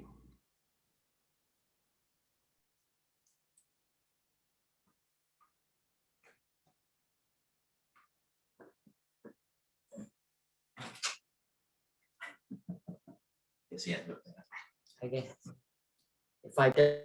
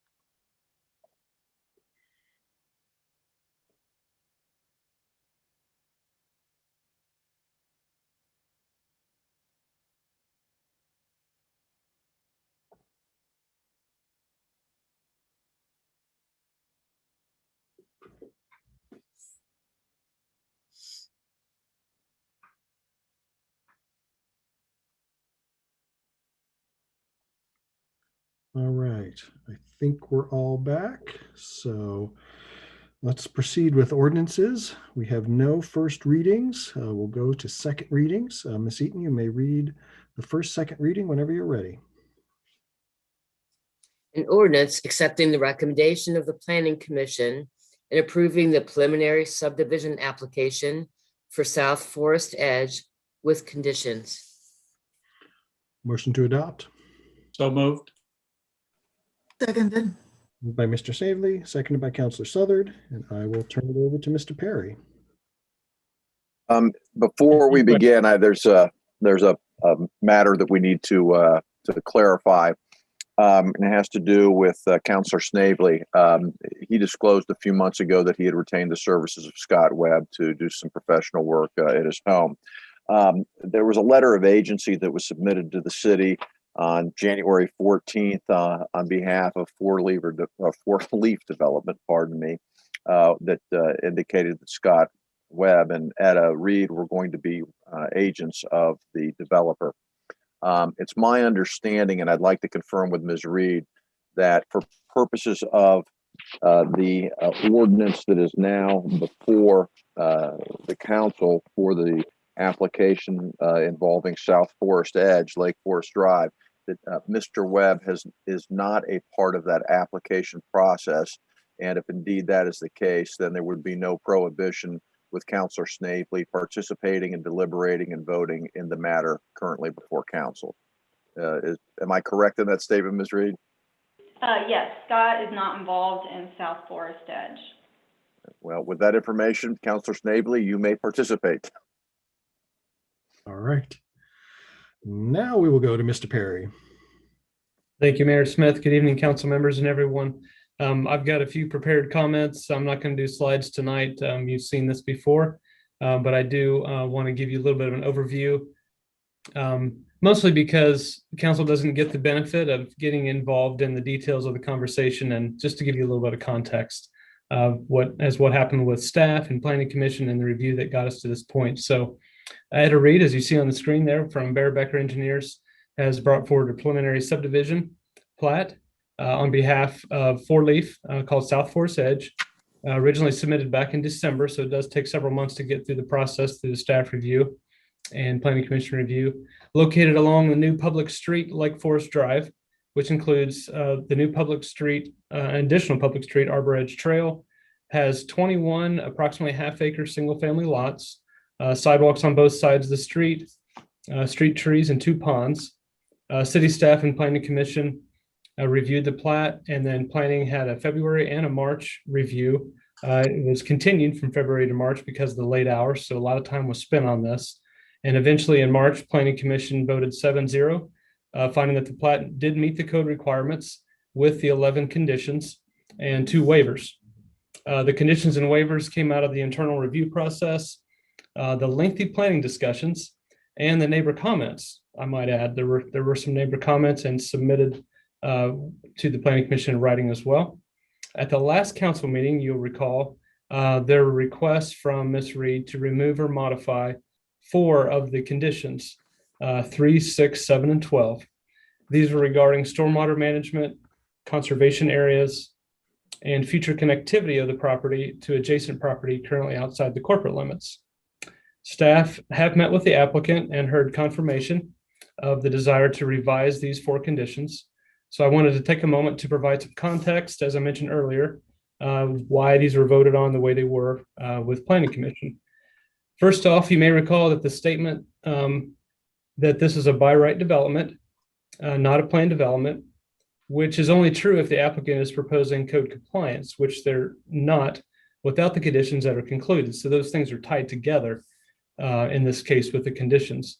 For example, the stormwater management requirement was not properly addressed with the application, although I will admit that the code was written very broadly. I wasn't around at the time that it was written, but it was written very broadly regarding the stormwater management and not specific to each and every case. So staff have discussed this further. We do understand the applicant is committed to the design, which includes retention ponds on individual home lots rather than on separate lots managed by a collective agency. So the condition simply restates the code requirement. without imagining any other creative solutions that might also work. And that's obviously one that they would like to have modified or waived. Regarding the conservation area conditions, which a lot of time was spent on that at planning, these are not desired by the applicant, but they are supported by the code and the hearing process. Planning Commission found that the lot by lot tree survey was not sufficient. Additionally, the neighbors expressed concern about the loss of the natural area, which is supported by the code. Staff utilized the wording that was in the South Farm subdivision, if you recall, the one off of Kerr Road and Roberts Drive, which was processed prior to the new tree ordinance. So staff was a little surprised that this has turned into a little bit of a point of tension, since we felt that the combined effort was in the spirit of gaining agreement among all parties. And that was something that we felt by offering that as an option, that would be something that would work this through the process for approval. If, however, the applicant has evidence that the neighbors no longer desire the conservation along that eastern property line particularly, staff would support modifying the condition to no longer require the conservation area, but the lot by lot tree survey only, which was our original recommendation. This was the first major project reviewed under the new tree ordinance. So staff was very careful to give multiple options to the applicant and the commission to consider. Staff also did not require a complete tree survey of every tree on the property, which would have been very costly and time consuming. So we just did the 2 sample lots just to get some information out there for discussion. The conservation areas do restrict future usage of the property, which is the primary concern of the applicant, but they do not take away all usage. Since there is not a desire for a HOA or a homeowner association, like at South Farm, staff can understand that managing a conservation area across multiple lots could be difficult or confusing for lot buyers to keep track of. No conservation entity, for example, like Three Valley Trust, has been identified. There's no private property, city tree police, if you will. We're not looking that deep into private property usage. We think this issue could be worked out further with the final plat, but we also agree with the applicant that the buyers of these lots will place value on preserving the trees, the same as the city does with public trees. No guarantees, but we certainly agree with the concept of the trees as an asset. Regarding the connectivity, the code requires 2 additional street stubs or undeveloped right-of-ways, which is one of the options that we presented at the Planning Commission. In addition to what the applicant proposed, staff recommended 1 additional instead of 2, but after discussion, planning determined that none would be mandated based on this development being in the location that it is. The code requirement would be waived with an allowance for staff to work out some type of connectivity with the applicant, even if it was only a multi-use path easement. Lastly, I want to point out one thing that we believe we missed, which is that 130 feet of new sidewalk along US 27 was not included. I know that was a big point of discussion with recent developments. We did miss that. We did bring that up in a recent meeting with Ms. Reed, and we do have verbal commitment to get that done. It'd be nice to have a confirmation on that tonight to finalize the approval on this. So that's my lengthy kind of summary, but I wanted to get that kind of all out there just so you can have some context. Happy to answer any questions, and Ms. Reed, of course, is available also. All right, let me go to our petitioner and see if Ms. Reed has anything she'd like to add. Sure. Good evening. This is Etta Reed with Bear Becker. I'm here on behalf of Four Leaf Development tonight.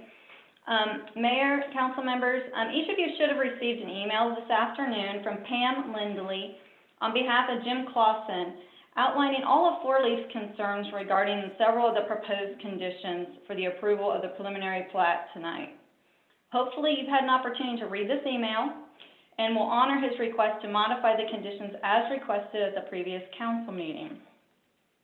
I do not have a formal presentation. Similar to Sam, I think you've all seen the proposal several times. Obviously, we can share it if we need to point to specific items. But I did want to touch base on a couple of items. The sidewalk, as Sam mentioned, that was new. I'm not aware that we agreed to that. We did present it to our client. Obviously, to put sidewalks along 27 in front of lot 16, which is the lot on the south side of Lake Forest Edge, that would require the removal of trees, because that sidewalk would be located within the public right-of-way, and if you go out there, that's a really wooded area there. So we would not be in agreement, because all the property to the south is also in the township. So unless the township has a plan to continue the walk to the south, again, it would be sidewalk going to nowhere. So as I mentioned, I do not have a formal presentation. However, I am available to answer any questions you may have regarding the submittal. All right, let me ask if there is anyone from the public who would like to address this ordinance before council. There are. Mr. Rupel, go ahead. Oh, hold on. It says I have to promote him to panelist. Matt, hold on just a minute. You have an older version of Zoom, so hold on a second. Okay, and I will remind all our members of the public to please state your name and address for the record. Hello, can you hear me? Yes. Okay, my name is Matt Rupel, 1451 Dana Drive. I am a lifelong Oxford resident, and I also serve as a board member for the Oxford Chamber of Commerce and as chair of its Government Relations Committee.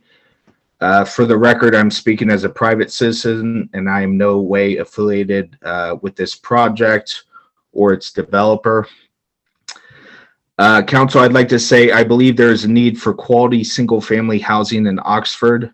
Too often as a town, we fail to properly consider what can we do to attract lifelong residents to Oxford? What can we do to make more young growing families put down roots here? What can we do to get more Miami professors to live in town? What can we do to make Oxford a place to live and work and grow in a very concrete way? I believe there is a lack of quality single-family housing in this town. I have experienced that myself when my wife and I were buying a house a few years ago. Housing inventory is low and it's aging. Prices are high. Bidding is very competitive. I think we just really need more of it. And when we don't have it, that person who is looking to buy or build, a 4-bedroom, $250,000 house, then maybe they decide to move to Westchester instead, or they buy a $120,000 existing ranch house and they price someone out at the lower end of that market, and we lose the tax revenue for our city. And in 5 years, when that family is growing and looking to buy a bigger house, then they move out of town instead, and it's a net loss for Oxford. And from what I know of this project, in a general sense, it will help alleviate that. So I am not an expert on planning regulations, and I'm not going to comment on any individual items in the planning commissioner staff report. But to me, what the developer seems to be asking is not unreasonable. And personally, I would hate to see this project not get built or get mired in litigation or sold off and turned into student housing, or in some other way fail in a manner that leaves us with fewer homes for prospective long-term Oxford residents. So on behalf of government relations for the Oxford Chamber, I would ask council and staff to be very reasonable in considering this project, and as an Oxford citizen that they do whatever in their power that they see fit to work with the developer to see this project through to completion, to some new homes in Oxford. That's it. Thank you. Thank you. Next, we have, I believe it says Steve. I don't have a last name. So Steve, go ahead.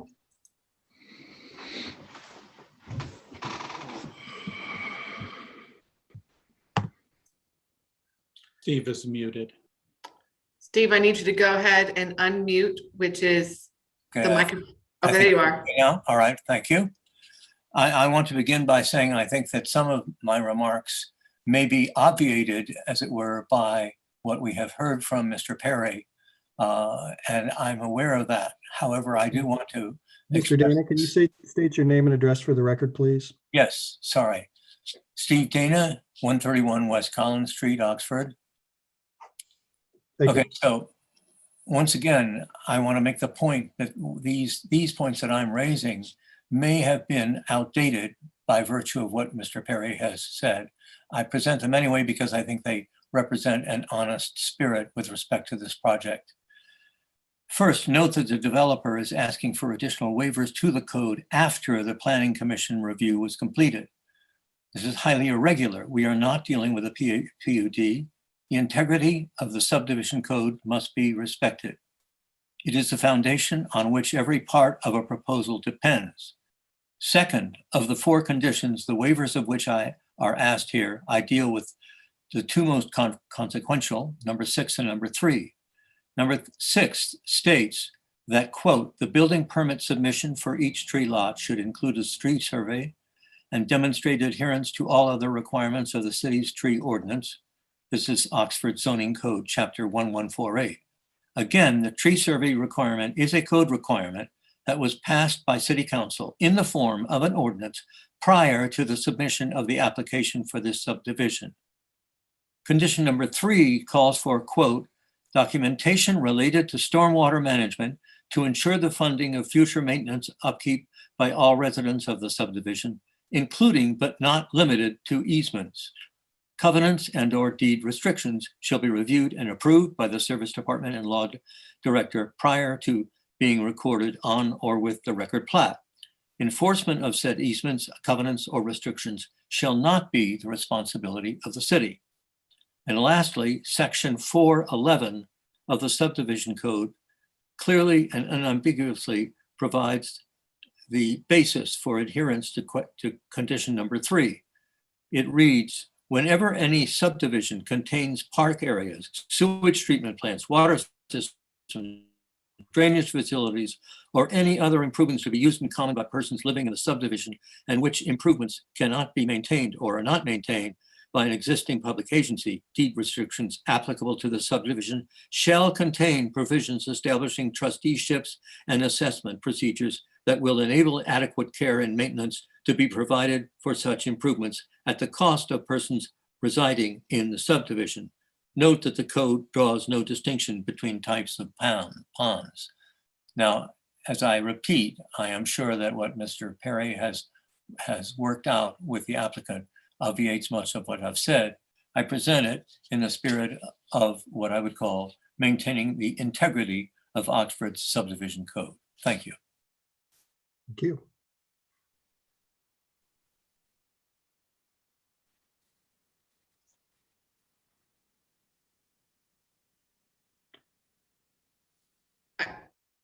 If there's anyone else who wants to speak on this issue, this would be the time to raise your hand.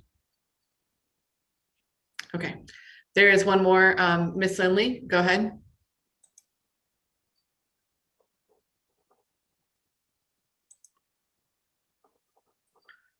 Pam, there you go. Go ahead.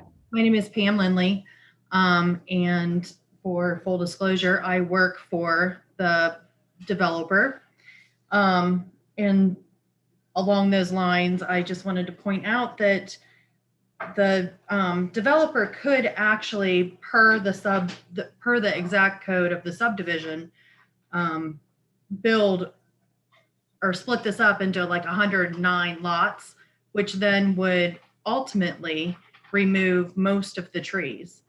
So they have put a lot of thought and effort into this design because they want what's best for Oxford, and they limited it. Instead of 109 lots, they moved it to 21, which takes a considerable, minimizes the number of trees that are going to be cut, and provides us with lots that are more attractive to those quality homes, which is certainly something that's lacking according to the housing study that the city has done. And the developer has agreed to put within the lots that each lot owner will be required to do the tree study to meet the tree ordinance, and also that the lot owner where the retention basin would be held would be that lot owner's responsibility. So there won't be a need for, that would be the trustee, so to speak, of that basin. And, this, the members of this development company, they all live in this town. They raise their families in this town. They want to do what is best for Oxford. Jim Clausen is a member of the CIC board. And one of the goals of CIC is to encourage 12-month residency among our community members so that it boosts our economy for 12 months and not just where we see a lot of the 9-month and people moving in and out. So that is where a lot of the thought was put in to this. And there has been a lot of modifications that were already considered environmentally and in regards to preserving this wooded area when we submitted this to the city. So I would like you to consider approving this so that we come to you with 21 lots versus the 109 lots, which is the alternative. Thank you. Thank you.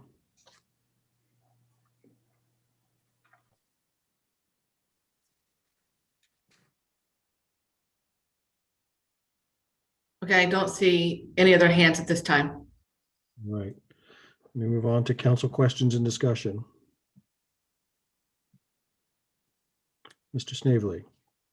I wonder if it might be helpful for us just to go through each of those 4 conditions that are at question one by one and see what council thinks about them. Yeah.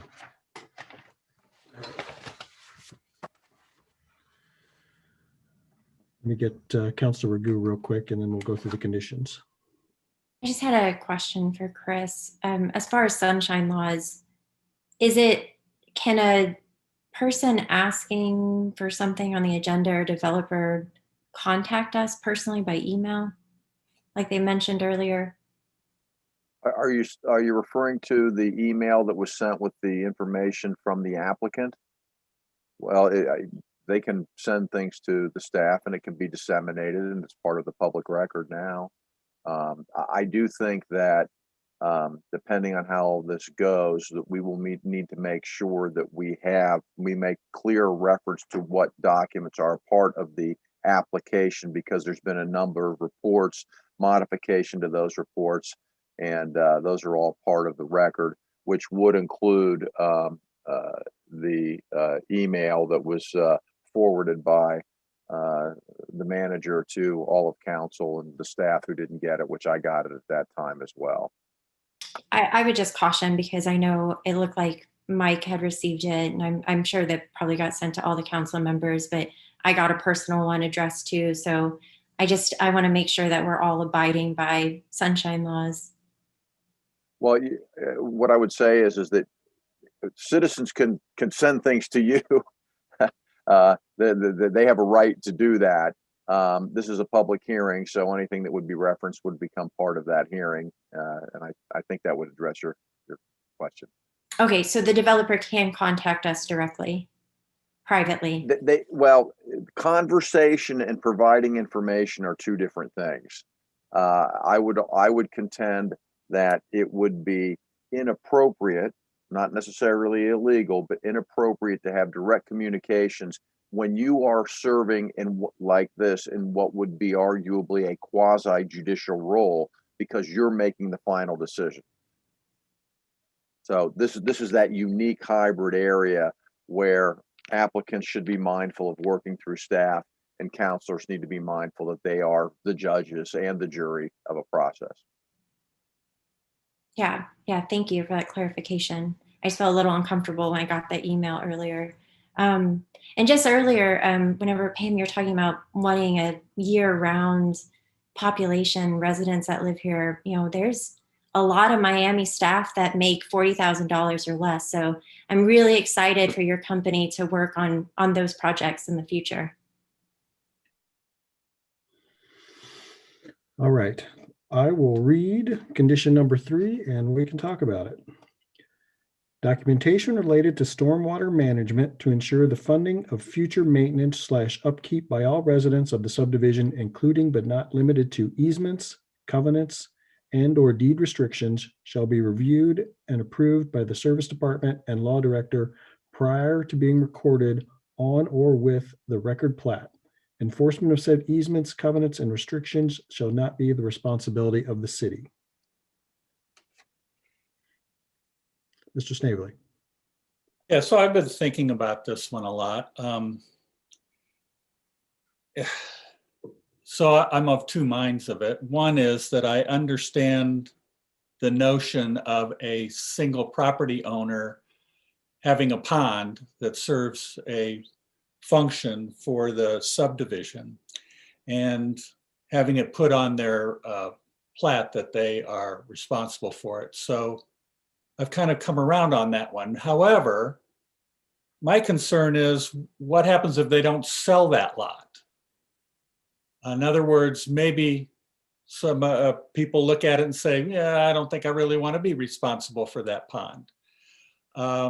If that's the case, then what happens? So I guess I'm sort of asking Etta about that, and wondering, is there a way to say that, yeah, we can put it on those properties, but until those properties are sold, it would be the responsibility of the developer, potentially in perpetuity if they never sell those lots. Correct. So as I've mentioned at the first hearing, for-lease development is not building the homes on every single lot. Ideally, they would like to, but the beauty of this development is that every home will be unique and different, and that each lot has the opportunity to have its own builder. With that being said, for-lease will own each of the lots until such time as there is a buyer to build a home on those. So, Mr. Snavely, you are correct. For-lease would be responsible for the maintenance of those basins until such time as a home is built and the lot is transferred to an individual. Thank you.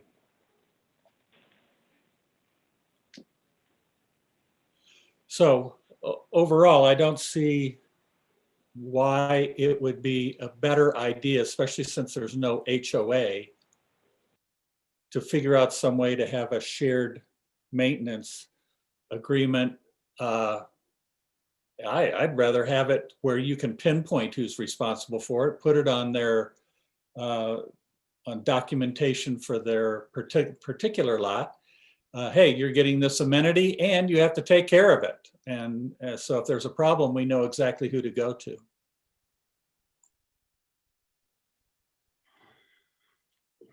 So I'd be in favor of removing it. Yeah, I've thought about this one a lot too, and I tend to agree with you. I mean, I know it's been difficult to figure out how we manage this, but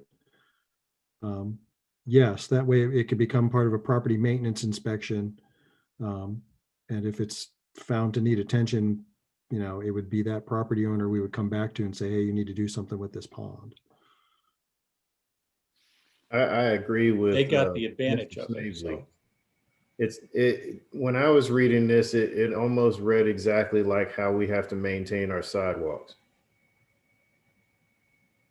And that's why I think that it's not necessary in this particular ordinance. Mr. Prithridge. I think the ponds are stormwater infrastructure and they serve the entirety of the development and they will require maintenance. I know anecdotally from other people who have looked at properties in which the drainage swale is their backyard. I do not think it's a good long-term solution. I think if there's common infrastructure and there needs to be something like an HOA and some of the tree preservation stuff we're talking about would require something like an HOA to exist. Yeah, I get the logic, but I think that there needs to be some common entity here to maintain common infrastructure. And if there's maintenance costs, it's borne by the development and not by those individual lot owners. Councilor Bracken. Yeah, I agree with David. I was going to say the same thing. If this was simply a pond, that's one thing. But by definition, this is stormwater management, right? Which means whatever happens there can impact the community at large. And if it were to be individual maintenance, if you think about something like the sidewalks, well, we had major issues with individuals taking care of their sidewalks, but that just affected their section. Whereas if there were an issue here, it would be much larger consequences, I think. Let me, Counselor Southern. Yeah, I agree with all that was just said. That's all I want to say. Let me direct a question towards Mr. Perry, if there's anything in the code about maintenance of stormwater retention. I'm not up to specifics on maintenance. As far as who would be checking to make sure it was properly performing? Yeah, and if it wasn't properly performing, what would our options as a city be in terms of forcing somebody to maintain it? Yeah, I heard you mention property maintenance inspector earlier, and that kind of got me interested, and I kind of see the direction you're going. And at least my department doesn't have any history with doing that, so we see it more as a stormwater infrastructure. The code, you've already read the code, you've seen the code. I think it refers to, I think what it comes down to is whether we're going to stick to the requirement of resident or residents plural. And I mean, you could accept the condition like it is, and they could ask again at the final plat stage. You don't have to decide tonight. I know that's what they would like you to do. But I don't think that's going to make or break this development, but I'm not the developer, so maybe it will. Ms. Reed. Yes, I just want to raise one word of caution, should I say, when it comes to requiring an HOA. I've done these developments everywhere, from 10 lots to 500 lots. And what you find is when you have the smaller developments of this size, 21 lots, the only thing that the HOA is responsible for is truly which in this instance, if we follow what you're asking, would be the maintenance of the ponds. And what happens is that these, as I mentioned in the last meeting, these ponds don't require a lot of maintenance over the long term. And so what you'll find is that eventually, since there's only 21 residents, once it's turned over to the residents, they really don't want to collect the money from each other. And a lot of times HOAs go defunct. When you only have 21 lots, there's not much to maintain. The two homeowners on these two lots say, you know what, it's my pond, I'll take care of it. And they don't collect the dues. So in the end, there will be no HOA to go back to if they don't maintain it. And you're going to end up going back to these two property owners and asking them to maintain these basins. So I would just caution you that the HOA is not necessarily the ultimate solution to maintaining these basins. You would, my professional opinion would be you're better off asking these two homeowners to maintain them. And then similar to a high grass or an ordinance like that, you can put them and put fines and maintain them yourself, put it on their tax bill or something if the city does have to go in and maintain it, because that's what you're going to have to do if the HOA goes defunct anyway. So I just want to bring that word of caution. That does happen, and you see it more and more on the smaller developments. All right, Mr. Snavely. Yeah, I agree with that because I've had some experience with HOAs, and sometimes they perform and sometimes they don't. And if they don't, we're worse off. If the pond is on a property owner's property, if it's on their property, then we know who's responsible for it. And that doesn't go away. So, that won't go defunct. There's going to be somebody to own the property, and that person will be responsible for it. I understand why, exactly David's point. I totally understand that it has an impact on the entire neighborhood. On the other hand, we're talking about a small development, and there are two different ponds, and those property owners can take care of them. It's an amenity for the person who has a pond on their property, just like it's an amenity to have trees behind you. I mean, that's worth a lot of money. People pay extra to have trees. And I think there are people who would pay extra to have a pond that is theirs on their property. And so all we're saying is, hey, if something goes wrong, you're responsible for it. And as Glenn pointed out, we do this with curbs and gutters, and it would eventually go on to that property owner's tax bill if they don't take care of it. So if it would move things along to focus our discussion, I will move an amendment to remove item 3. I'll second it. All right. Seton, would you call the roll to remove item 3 from the conditions? Mr. Bracken, No. Mr. Ellerby, Yes. Mr. Prithridge, No. Ms. Sprague, No. Mr. Snavely, Yes. Ms. Southard, No. Mayor Smith. Yes. The proposed amendment fails. 4-3.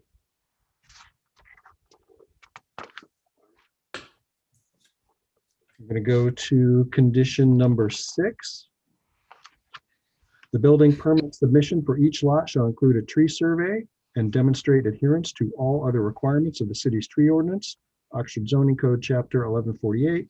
Furthermore, a 40-foot wide conservation area shall be delineated and established along the eastern and southern boundaries of lots 2 through 15 and shown on the record plat with corresponding restriction language to ensure the preservation of existing mature vegetation. No structures or development of any kind shall be permitted within this conservation area. I have a question on this. So from the planning's perspective, why did they feel that the additional 40-foot wide conservation zone was needed for those lots?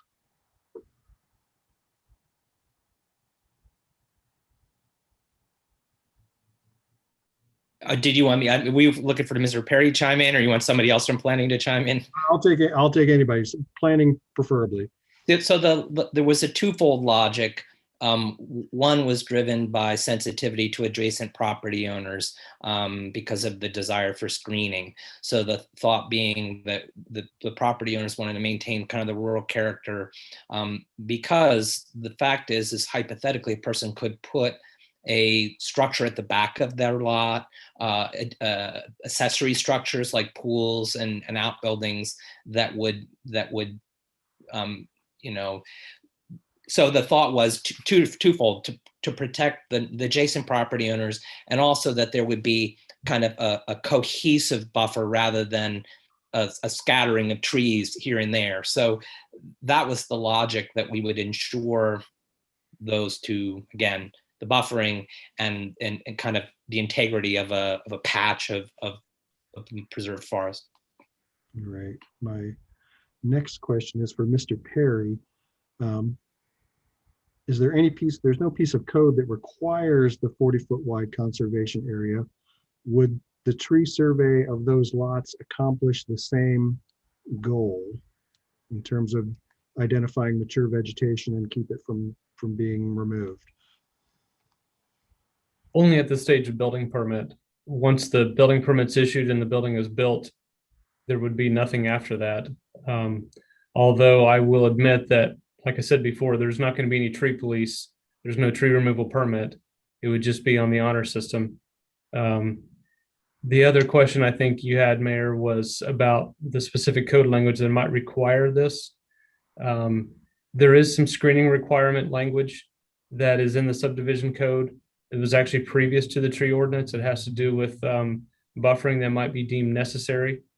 And so that, the code would support that based on the neighbor's comments, which is the reason why I suggested that even previous to this meeting, I suggested that the applicant talk to the neighbors to see if they don't believe that buffering is necessary. And as I said before, I think we were looking for ways to move this project along and felt like this was one of the many ways that this could be met. Conservation area, not necessarily an easement, but it's effectively the same thing. A tree survey when the building permit is submitted.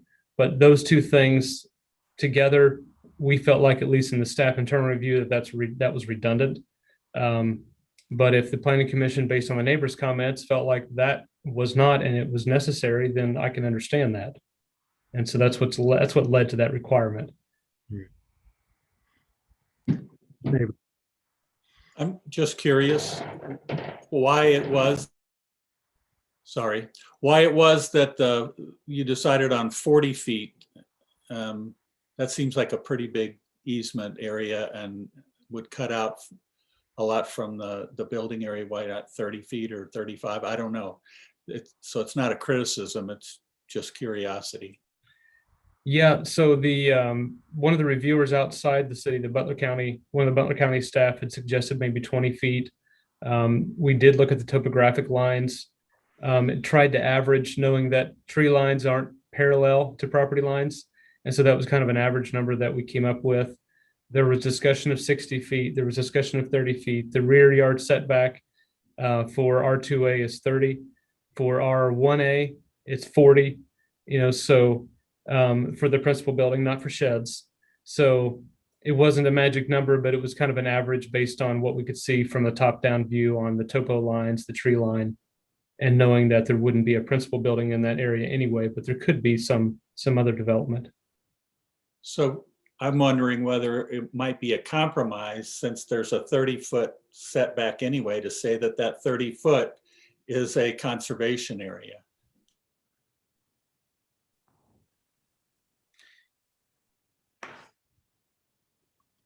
Mr. Elliott. I'm concerned about the conservation area because that you're taking away the future property owners' rights there. We have the tree ordinance, and I think that's going to add cost. I mean, let's talk about another project. When the Episcopal retirement project comes forward, are we going to have a conservation buffer there between their project and the condominiums? I mean, everything that we add to it is adding to the cost of housing. And, I'm just not, I'm not sure that's the way for us to go. I mean, we've got the tree ordinance in. Each property owner will have to do a tree survey. I would think that, why would I go out there and buy a wooded lot if I don't want to keep the trees there? I want a buffer from the farmer that lives behind me. I don't know what he's up to, so I just feel like, we need to strike a balance here with the developer, because, the cost of lumber is going up, the cost of construction is going up, and, they're willing to sell to folks to build their own home there. So as has been said, we'll have a variety of homes. So I'm just a little concerned about this easement. The next one's 80 feet. So anyway. Mr. Snavely. Yeah, what I would point out is I live in Western Knolls. Western Knolls backs up all the way along against a farm. I don't believe that there are any properties that have cut any trees that would have provided a buffer. I just don't imagine people doing that. If we do say that we're going to have that they have to do the tree survey for each lot, then I think we may have accomplished what we really want to do. Yeah, I tend to agree with that statement. I'm worried that we're opening up a door for potential litigation with that additional conservation easement, since it's not spelled out directly in the code. That's my only thought. Mr. Prithridge. I'm going to talk later about the purposes of our code, which talks about preservation of mature vegetation a lot. I had actually floated the idea in the Planning Commission of 60 feet, because that's the right of way of the roadway they're pushing through the forest. So that's not a random number. I mean, that would be a direct offset of the impact of the right of way, which is being also constructed in mature woodlands. Yeah, I mean, I think this was a desire to also alleviate them having, I mean, the idea of all these individual landowners having to do the tree survey. I think the developer bore some responsibility to do a site analysis of the parcel. And this was a way of saying, well, hey, here's a big buffer that we'll just know will be preserved and won't require survey. So we view that as in part making it easier for the landowner and also for the developer rather than have to survey all of those areas because they would be preserved. Well, that's in number 6, is that every property owner will do a tree survey. That's the first part of number 6. Yeah, but they would not have to survey that area that was already in conservation. Ms. Reed? Yes, when these lots are developed, these are going to be custom homes. They're not going to be, like I mentioned before, all the same homes. The beauty of these lots is that I, as a future homeowner, or you, could come in and they're going to work hand in hand with the builder and look at each and every tree, and they're going to site their house and design their house around the protection of certain trees or certain areas. So they're going to want to do this tree survey. It's not going to be a burden to them because they want to know what trees are in good health, what trees are worth saving, what trees really aren't worth saving, so that they can design their home to maximize the beauty of their property. So we don't see the tree survey as a burden because that's ideally how we envision these lots, what they need to do to develop these properly. We should let our tree ordinance work. Mr. Bracken? Yeah, I have a number of thoughts. So one, it is in the code, not super specifically, but under multiple things, as David and Sam have both pointed out. So it is there. It was a compromise. I'd also like to point out some logical things. One, all costs aren't passed on to the purchaser, right? That's a matter of market conditions and elasticity. And to be frank, I'm tired of hearing it because I hear it all the time, that anything that we ask of a developer automatically goes into the next price that people have to pay for. And that's not inherently the case. It can be the case, but it is inherent. And it doesn't really apply here about cutting trees, right? And also, it certainly doesn't apply when you guys keep saying that nobody's going to cut down any trees. It doesn't matter. But also, please don't mandate not cutting down trees. The logic is sort of torturing me a bit here. So I wish we'd get that sorted out.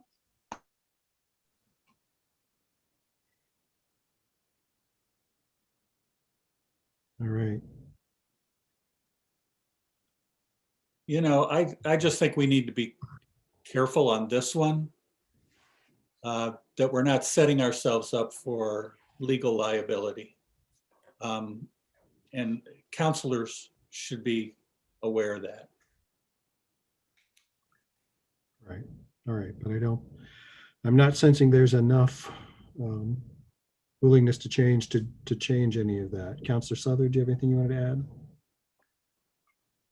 You're muted, Edna. I'm sorry. Are you, or is anybody suggesting that item number 6 be, that the first sentence be left in and that starting with furthermore, the 40-foot conservation area be removed? Is that what you're suggesting? Yeah, I think that would be a good idea. So, I mean, I just wanted to clarify what you are actually proposing. Yes. That the tree ordinance is rock solid in code, but I feel like the conservation area might be a little shaky. Mr. Ellerby? I'd like to move to strike the 40-foot conservation area. Second. All right. I have a vote to remove the second half of Article 6 from furthermore to the end. Ms. Eaton, will you please call the roll? Mr. Ellerby, Yes. Mr. Prithridge, No. Ms. Ragu, No. Mr. Snavely, Yes. Ms. Southard,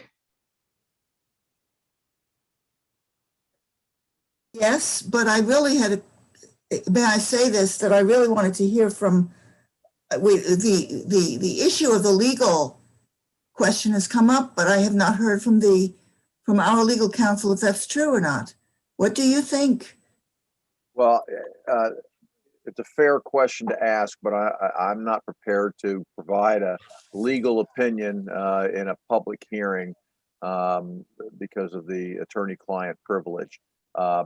The the body can vote, make a determination, and I think we're a long way from knowing whether or not the application is going to be approved. And that if it looks like the application is not going to be approved, that may require a formal tabling and some findings of fact be proposed, because we may need to make a better record. When an application is approved, no one would come back and complain. But when it's not approved, then that requires more depth of factual support for purposes of the record, if there's going to be judicial review by a judge. Right. Does that change your vote? No, I vote yes, that it be removed. Mr. Bracken, No. Mayor Smith, Yes. The article number 6 is amended to eliminate the 40-foot wide conservation area. Mr. Bracken? Yeah, I'm trying to make sure I understood that correctly. So we're suggesting that there might be more liability if we say no on this. And so by amending it in that way, we might have increased our legal liability, even though the reason for multiple people voting for it was to reduce it. I'll answer the question not in the context of whether or not it's increased or decreased legal liability. I can't predict what the applicant may or may not do. And with the change of conditions, as council goes through them, the applicant may find, if it passes with the changes, an acceptable outcome. I can't predict that as you can imagine. And I'd just like to say, to continue the spot, I believe there's 3 different ways in which this is shown up in code that I've heard between Planning Commission and our various meetings, several of which have already been stated tonight. They aren't super specific, but they definitely, in terms of value and goals and purpose, fall under what we've been discussing and why this was implemented. So I don't think there's much legal liability here, but I am not a lawyer. All right, moving on to condition 7. An 80-foot wide conservation area restriction shall also be established along the northern boundary of lots 1 and 2, observing steeper slopes in this area. No structures or development of any kind shall be permitted within this conservation area. Again, I'm kind of looking for why we thought we should preserve the ravine. Mr. Prithridge. So I'm going to broaden the conversation a bit, which is we do have the tree ordinance, but the fundamental code that guides the discussion is the subdivision ordinance. And the subdivision ordinance makes many provisions. In theory, what the subdivision code is hoping is that there's a site analysis of sensitive features, including slopes, including mature woodlands, and the plans are designed around those features accordingly. The fact that it aligns with our tree ordinance, for example, just strengthens the case. But, steep slopes, mature woodlands, our subdivision ordinance has plenty of justification to not view that as an acceptable division of land. And that's, I think, that's why staff suggested it. That's why it's fully within the code under some of the sensitive development areas.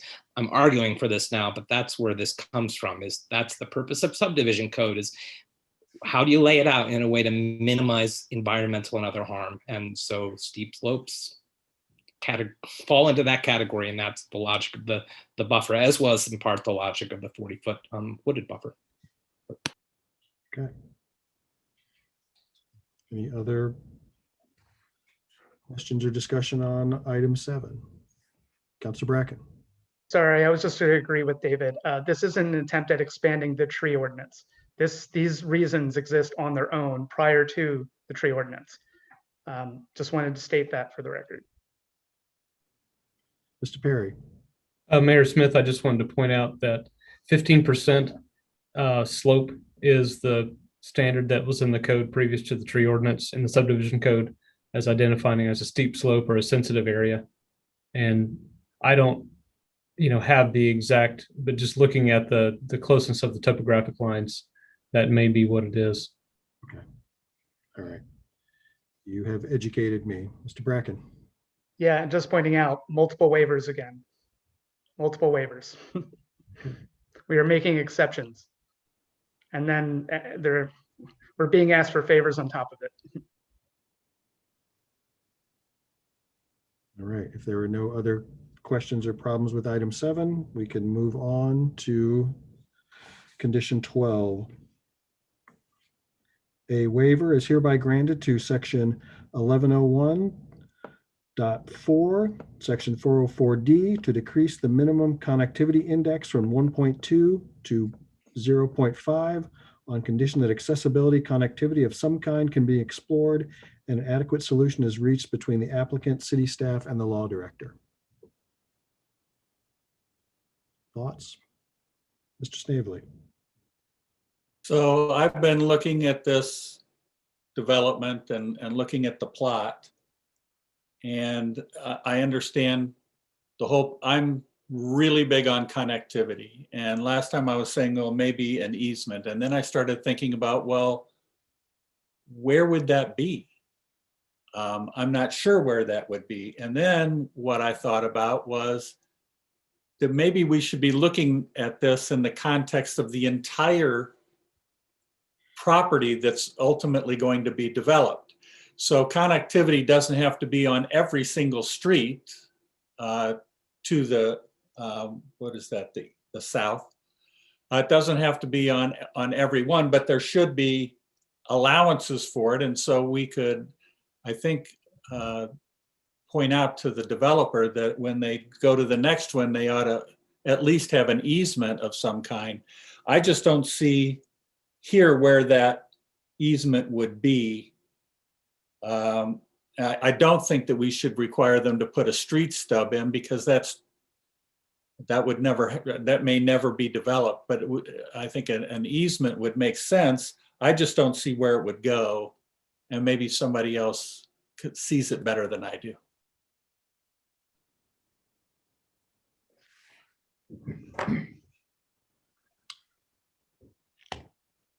Anyone? All right, I'm not seeing. So I guess I'll provide context as having sat through the 2 meetings of the Planning Commission on this and explain the logic of why the Planning Commission recommendation. And in fact, this is the reason why there is no street required here, because the argument was, let's take a look at the whole development. And this is not the place to provide street connectivity, but they better do it to the north. So the compromise solution was, well, what if that adjacent area develops, at least there would be pedestrian connectivity, so you could cross across without having to trespass on one of the, and that's why this is a much reduced expectation from what staff would have recommended.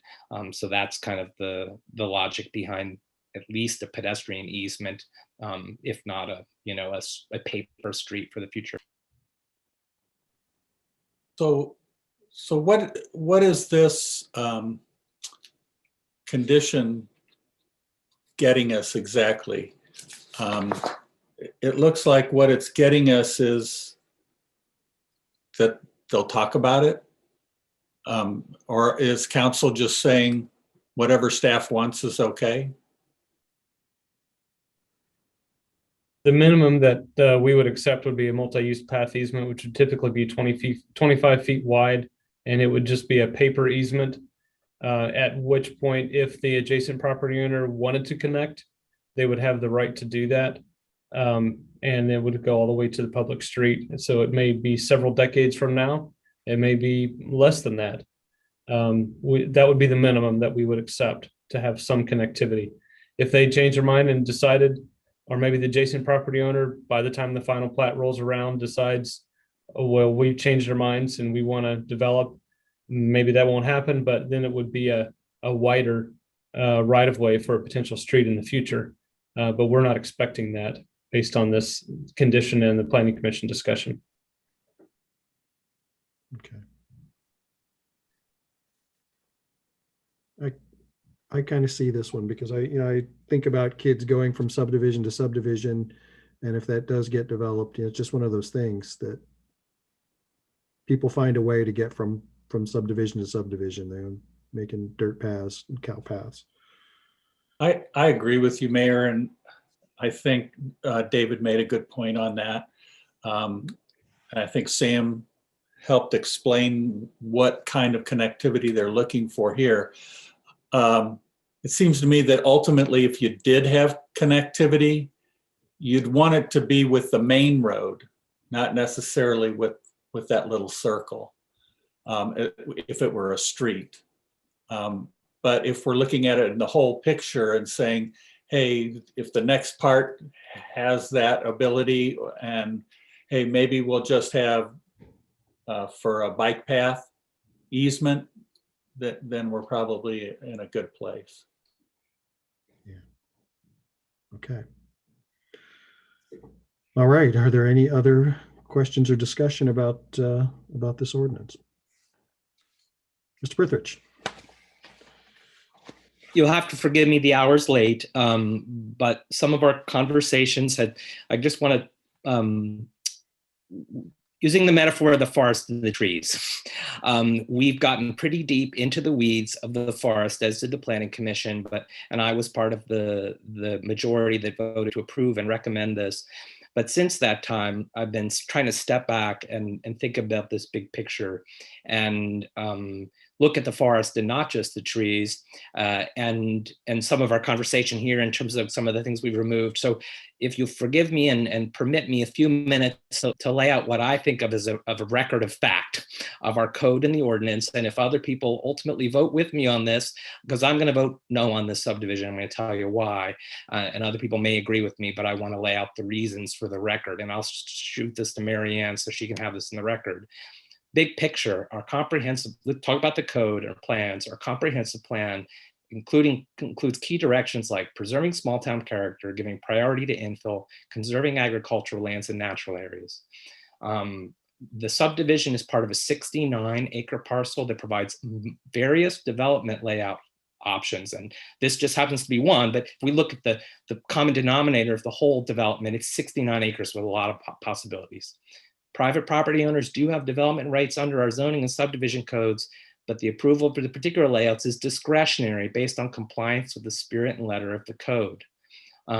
We know that this is zones R2A, single and two-family residential. But in terms of subdivision, our code provides a variety of different pathways for development. This includes straight subdivision. It includes also open space residential development, subdivision, and planned development. These latter two options provides options for balancing development with open space preservation through means like clustering. So there are multiple pathways to development, not just this. They chose standard subdivision, and those purposes include harmonious subdivision, secure the proper arrangement of streets in accordance with the comprehensive plan, and preserve to the maximum degree possible historic sites, desirable natural growth, and other environmentally sensitive features worthy of preservation.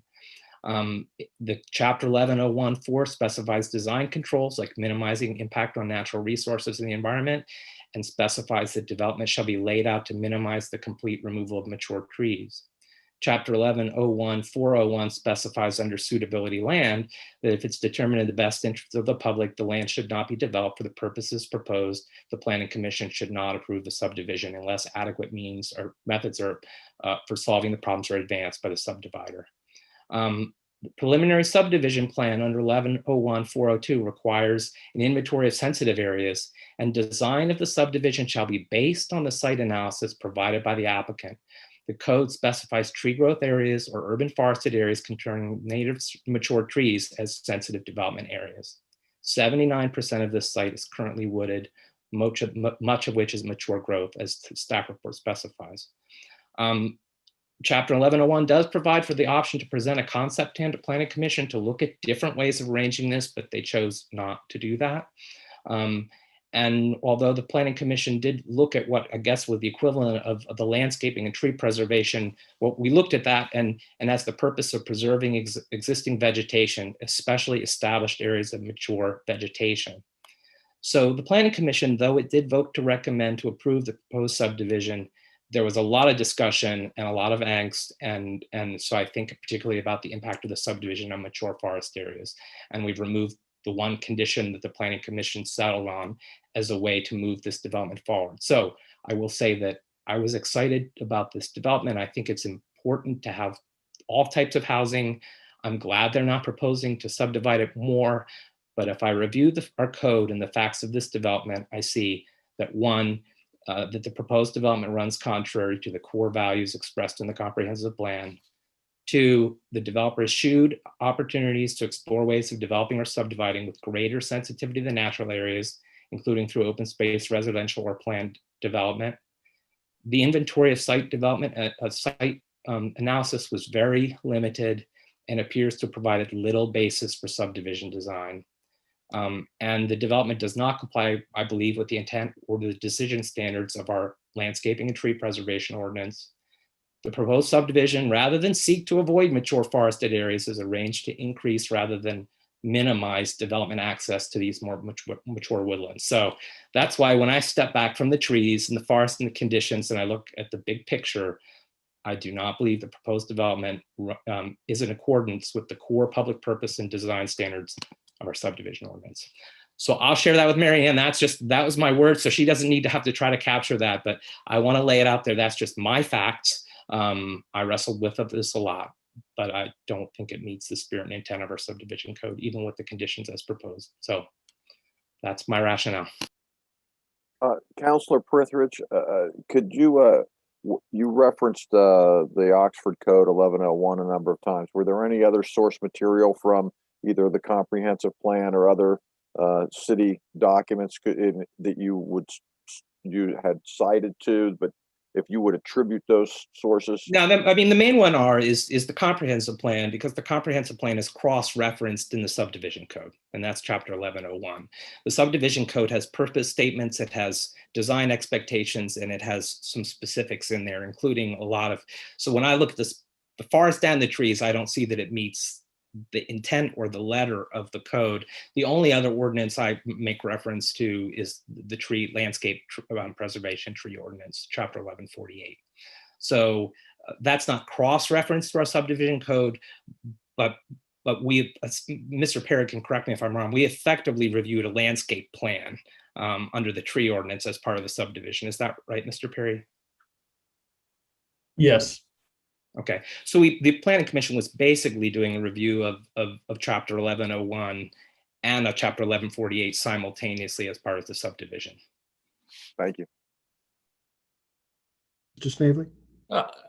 I'm sorry, David. I mean, I know that you prepared this in advance, so you were always going to be against it, but frankly, I just don't think that will hold up in court, because ultimately what you're telling the landowner is, hey, there's too many trees on your property, so you can never develop it. I would go along with what planning proposed. It's a very small change that has been made here. We've gone along with all of the other conditions. I really think that we need to be accommodating somewhat. This is not a PUD, it's a subdivision. And frankly, although you read through that and threw out 1101 and the comprehensive plan, I don't understand specifically what it is that you're so upset about. I honestly don't. Hey, they are going to be following the tree survey on every single lot. We should be glad about that. They have got stormwater retention. We should be happy about that. I think it's a very sensitive proposal, especially because of all the trees. Having larger lots means that they're saving a lot more of the trees. If they go in there under code, under right, they can wipe out almost all of those trees. So I just think we should be careful about what we're doing here. I'm serious.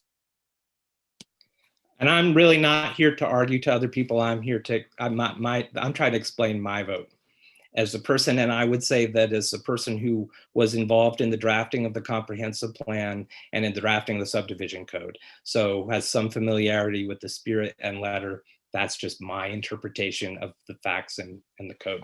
So, Mr. Bracken?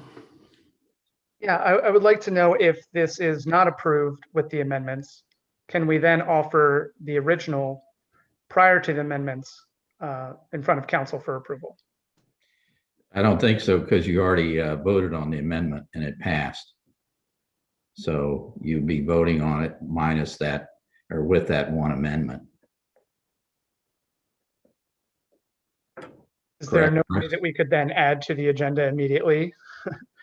Well, The original. as Bill said, the Planning Commission made this recommendation, and the only change we made is that one. And as we all know, the comprehensive plan is a guiding document. It's not law. And there are all sorts of things in it that you could argue it in different ways. So, we've made one minor modification. I wouldn't worry about the court case. I mean, I would just strongly urge you to follow the Planning Commission's recommendation. I mean, why do we have a Planning Commission? We're not following, like, these were part of the Planning Commission, right? There's multiple waivers in here. There's multiple exceptions, one that was deemed important. But also, I didn't want to argue this right now either. It was mostly, if this is rejected, how can we move forward offering it as it was originally proposed today? Is that a possibility in any way, shape, or form? Well, the thought that comes to my mind is is that I think some finding of facts might need to be made. Now that would obviously take a motion and some form of tabling. And I've certainly seen situations where applicants, based upon what they've heard in the hearing portion, have asked that something be tabled to go back to the developer and revisit with staff. Those are two options that you might have, because there's a lot of record here to distill.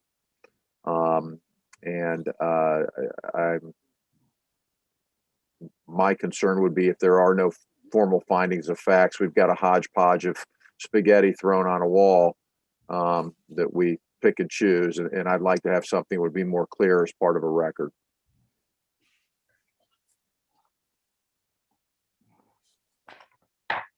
I'd like to throw my 2 cents in on this in kind of a term we have not really been thinking of, although we don't consider this development as quote unquote affordable housing, being as where the cost of the houses may be. What tends to happen with these developments are kind of what Mr. Ruppelt stated earlier, is that this will attract some net new residents to Oxford. It will also attract existing residents who cannot find the size house they need for their family. So they will leave smaller, more affordable houses. And just last week, the American Builders Association stated that because of the pandemic, just the materials cost only to build your average size house is $157,000. That doesn't count the lot, that doesn't count the labor to build the house. So, in terms of us having any affordable houses in Oxford, I don't think there are any. It's going to take a lot more work on us to develop that, but this is one way to try to get some of those mid-level houses freed up because people move to bigger houses. I've seen it happen time and time again. So that's one of the reasons why I'm going to support this. Mr. Bracken? So I think we all want to support this. We just don't want to make exceptions on exceptions. And I don't think that affording this tree measure, area is going to add to the cost. I don't see how it would. And in fact, people have argued on the other side repeatedly that no one's going to cut the trees anyway. So I don't understand how that interferes with it. I want to support this. I just don't want to give up the things that we worked very hard to work through in Planning Commission that I believe in and I think matches our code. And so I would love the option, if this is rejected initially, to support it without getting rid of that. That's where I stand. That would be up to the applicant to bring it back. Well, and I think we need to point out that, at least according to Sam's report, we're only talking about 2 waivers of the code requirements. There were other conditions, but there were 2 waivers of code requirement. So, when we talk about all the waivers, according to what I'm reading, there were 2 waivers of the code requirements.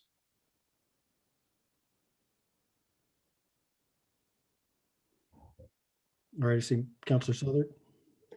Yeah, our very long housing needs study, the 2020 housing needs study, which council heard a report about, but which is hundreds of pages long with huge documentation in it, shows that we do need 221 units of upscale for sale houses, and we have critical needs for 323 low-income rental units. So we do have a need for high income or high or expensive, one might say, or high demand houses. That means houses of $260,000 houses. And it's expected that this higher need is going to grow to 19%. So I was reading all this study today, getting, there's a lot of detail in it, but it is clear that we need high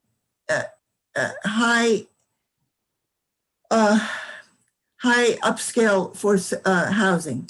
And we have too many people who work at Miami and don't live here. And we would like them to live here and contribute to the income tax base. This only provides 21 houses, which is not really that much, but it could alleviate some level of need, and could draw in people to live here permanently, which would be good. I think by that we have in fact only gotten discussed and removed one item, the 40-foot wide conservation area in each in the lots 2 to 15. And I think that I would be in favor of approving this, but I'm very I do hope that we will be able to meet the various demands that are placed upon us with all this going on. All right, I see Councilor Ellaby's hand raised. I think I have a question and a statement. The question is, we have finished deliberating over the 4 proposed changes. Is that correct? Yes. Call the question. We have a second on call the question. Well, I would second it once I heard from Glenn on what he thinks about the previous discussion. That would. Yeah. So my thing is that I agree with what the mayor said. Any inventory that we can gain in this town is good inventory for all of the issues that we have in the housing market. We discuss this all the time in the Housing Advisory Commission. We just need inventory. Well, now we have an opportunity. There were a couple of things that we spent, in my opinion, way too long deliberating over. I want this passed so that we can actually start working on that inventory problem and solve the big picture goal. I think Glenn's very persuasive. I second his motion. Okay. Let me grab Councilor Ragu, and then we're going to have to vote on the call to question. And just a question for Sam. Are there already existing subdivisions that construction has ceased just because of building costs? Are there still? Yes. Okay. So there's already those subdivisions in existence. So, okay. And then what was Chris saying about we might need to do fact finding? Is that if this doesn't pass, or is there any? If it seems like it's going to be rejected, my recommendation, and I think the rest of the staff's probably would be, is to actually see if we can have a tabling either voluntarily or involuntarily, just so that the findings can be properly prepared. We didn't put that in the staff report. We were expecting an approval. Since we didn't provide you an option for the reason for the denial, it's a little bit murky as to the reason for that. And it'd be better if you actually had that listed on one memo as an option. That's not what we're asking for, but we would like to have that in the record if it seems to be going that direction. But since you all have gone around and kind of given some indication, perhaps you're ready to go ahead and vote. So we're making the assumption that this subdivision is different from the other undeveloped subdivisions. I don't know what you mean. The Could you be call to more question explicit? was seconded. Mr. Ellerby is correct. He's called the question and has been seconded. So Ms. Eaton, will you please call the roll to end discussion and proceed with the vote on the ordinance? Mr. Pruthridge, Just for clarification, this is the vote on the call the question to stop debate, Correct. right? Did anyone else want to speak? Because if no one wants to speak, I'm fine to support it, but I don't want to cut anyone off. Thanks, David. I did feel cut off. Okay, then I'm not going to support the call to question right now. Ms. Ragu, I really appreciate that, David. Thank you. Because I know other people don't get cut off like that, but I'm okay for calling a question. Mr. Snavely, Councilor Ragu is okay with it. I'm okay with it. So I'll vote Ms. yes. Southard, Yes. Mr. Bracken, Yes, given Chantel's agreement. Mr. Ellerby, Yes. Mayor Smith. Yes. Okay. Now, Ms. Eaton, will you please call the roll for the voting on the ordinance? Ms. Ragu, No. Mr. Snavely, Yes. Ms. Southard, Yes. Mr. Bracken. No. I'm sorry, No. Mr. Ellerby, Yes. Mr. Pruthridge, No. Mayor Smith. Yes. Ordinance is adopted. All right, we'll move on to our second reading of the evening. Ms. Eaton, you may read that whenever you're ready. An ordinance repealing Oxford Codified Ordinance, Section 35303, parking meter zones, hours of operation, and adopting new Oxford Codified Ordinance, Section 35303, entitled Parking Meter Zones, Hours of Operation. Motion to adopt. So moved. Moved by Mr. Pruthridge, second by Councilor Southard, and I will go to Chief Jones.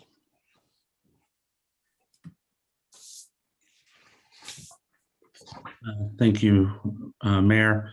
There's no changes to this second reading. This is, however, I was asked to present some information about the occupancy, so I will try to do that rather quickly in the interest of time. I'll share my screen.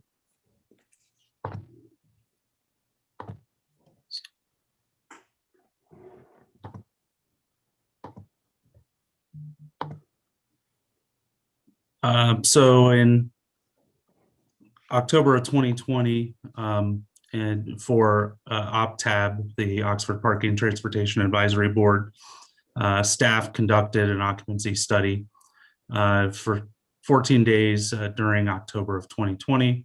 Basically, you count all the vehicles and you count the unoccupied stalls, and they do that every hour. One of the standards in the parking industry that we've learned through conferences and training is that there should be a maximum desired occupancy less than 85%, so that folks looking for parking can find spots that are open. Based on the revenue, October is one of our highest overall occupied months for the past 3 years. However, this year, due to COVID and the lack of Miami students here, it certainly was impacted, and there were not as many vehicles as normally there are. We did an occupancy study for 750 meter spaces. This is 38 areas, basically 36 blocks, the uptown parking garage, and the lot 52 municipal surface lot. But what I'm going to focus in, we presented a bunch more to OPTAB, but I'm going to focus in on this area that you see highlighted. I call it High Street, but it's really a high density parking area. It includes the 0 blocks of North and South Main, Beach, and Poplar, as well as East and West Park. So that's when I refer to High Street, that's what I'm referring to. The High Street meters, the occupancy was highest at that 7 p.m. hour. Between 6 and 8, it was most was the most occupied 3-hour period. Certainly it was lowest in the morning at 8 a.m. And when you look at the whole average, it was not above that maximum desired occupancy. This is just a map. That's the whole entire area I was referring to.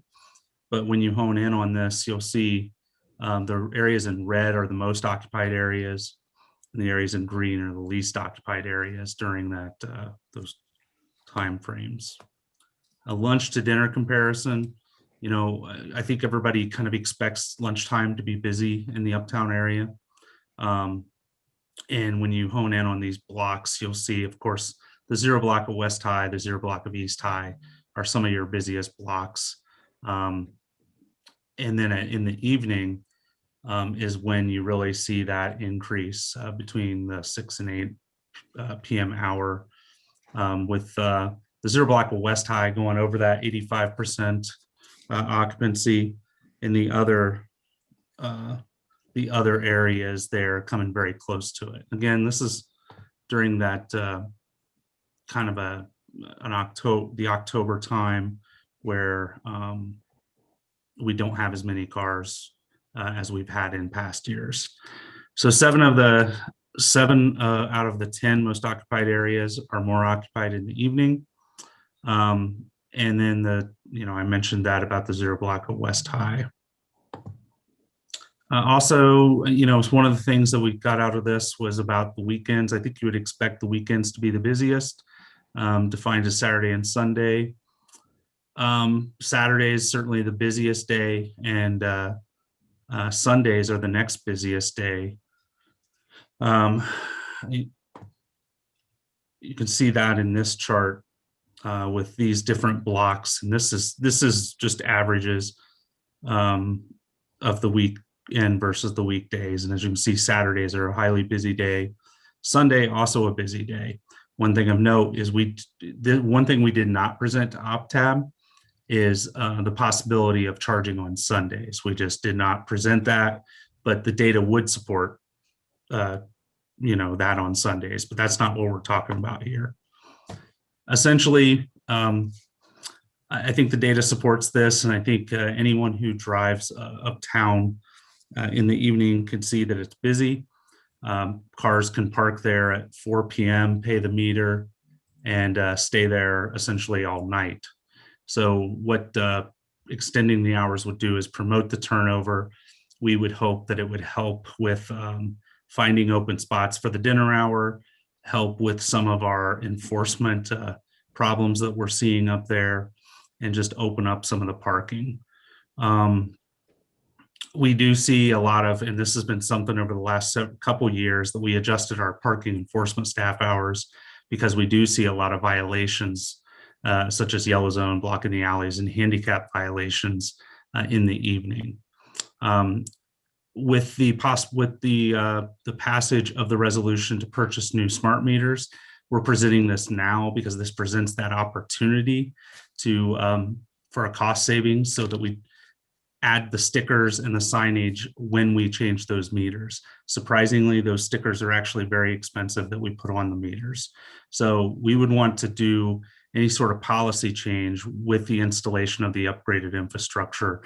It just makes more sense for the change and also in the communication of it. So I know I flew through that, but I would be happy to answer any questions. Let me ask if there's anyone from the public who would like to address this ordinance before council. There is not. Thank you. Right. Council questions and discussion. Mr. Snavely? So if I understand your data correctly, the 85% is rarely reached. So I guess it sounds like there is turnover. There are some spaces available, even when we don't have the meters going. Yeah, they're 85% is not, that's just the average of that whole entire area. When you add it out, when you zero in on those more busy blocks is when you're exceeding that. And also there are periods of time, I didn't share this, but there are some periods of time that they noted when all the areas were full. But when you average that out, it doesn't. I guess what, again, I think, I don't know, I know it came up in discussion, is that because the lack of students here and less people being out and about due to the pandemic, that there is a certain percentage of less than what we think is in a normal year. And I know right now, it's, I go uptown in the evening, and yes, it's hard, but sometimes, I don't have as much trouble finding a parking space now as I did, last year, or I'm sorry, in 2019. So yes, we did the data, and it was kind of that off year for it. But I think it's much worse, in a normal year. And one other question, then I'll be done. Looking at under municipal off-street parking 1 and 2, it says that the fees, the hours, days, period of time, and the fees are all determined by staff. I thought that was determined by the fee ordinance. Can you help me understand that? I'm sorry, I'm not sure where you're referring to. All right, I'm looking at the bottom paragraph on page 139 of our packet, and the top of section 2 on page 140.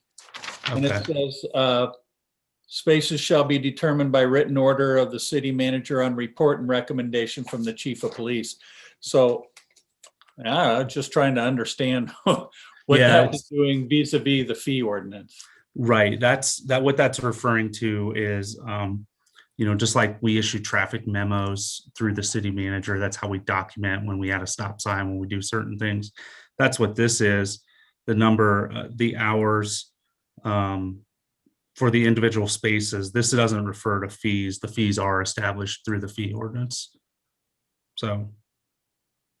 Okay, so as Glenn pointed out last time, we have the opportunity, if we wanted to do it, to have a dynamic fee schedule so that some areas like High Street might be at like $1 an hour, and other areas might be less than that. I keep thinking about the parking garage. They say it's never used that much. And maybe if it were less expensive, it would be used more. Yeah, so we'll get in the second ordinance, we'll talk about that. But yeah, that's where we're totally changing the language to refer to the fee ordinance. And with OpTab, we've already started that discussion of maybe there's some dynamic pricing, and because I want to get something that the citizens can, that commission can give a report to council and make a recommendation. So we're going to start that discussion about off-peak pricing and versus peak pricing. And we'll have to bring that to you in the fee ordinance.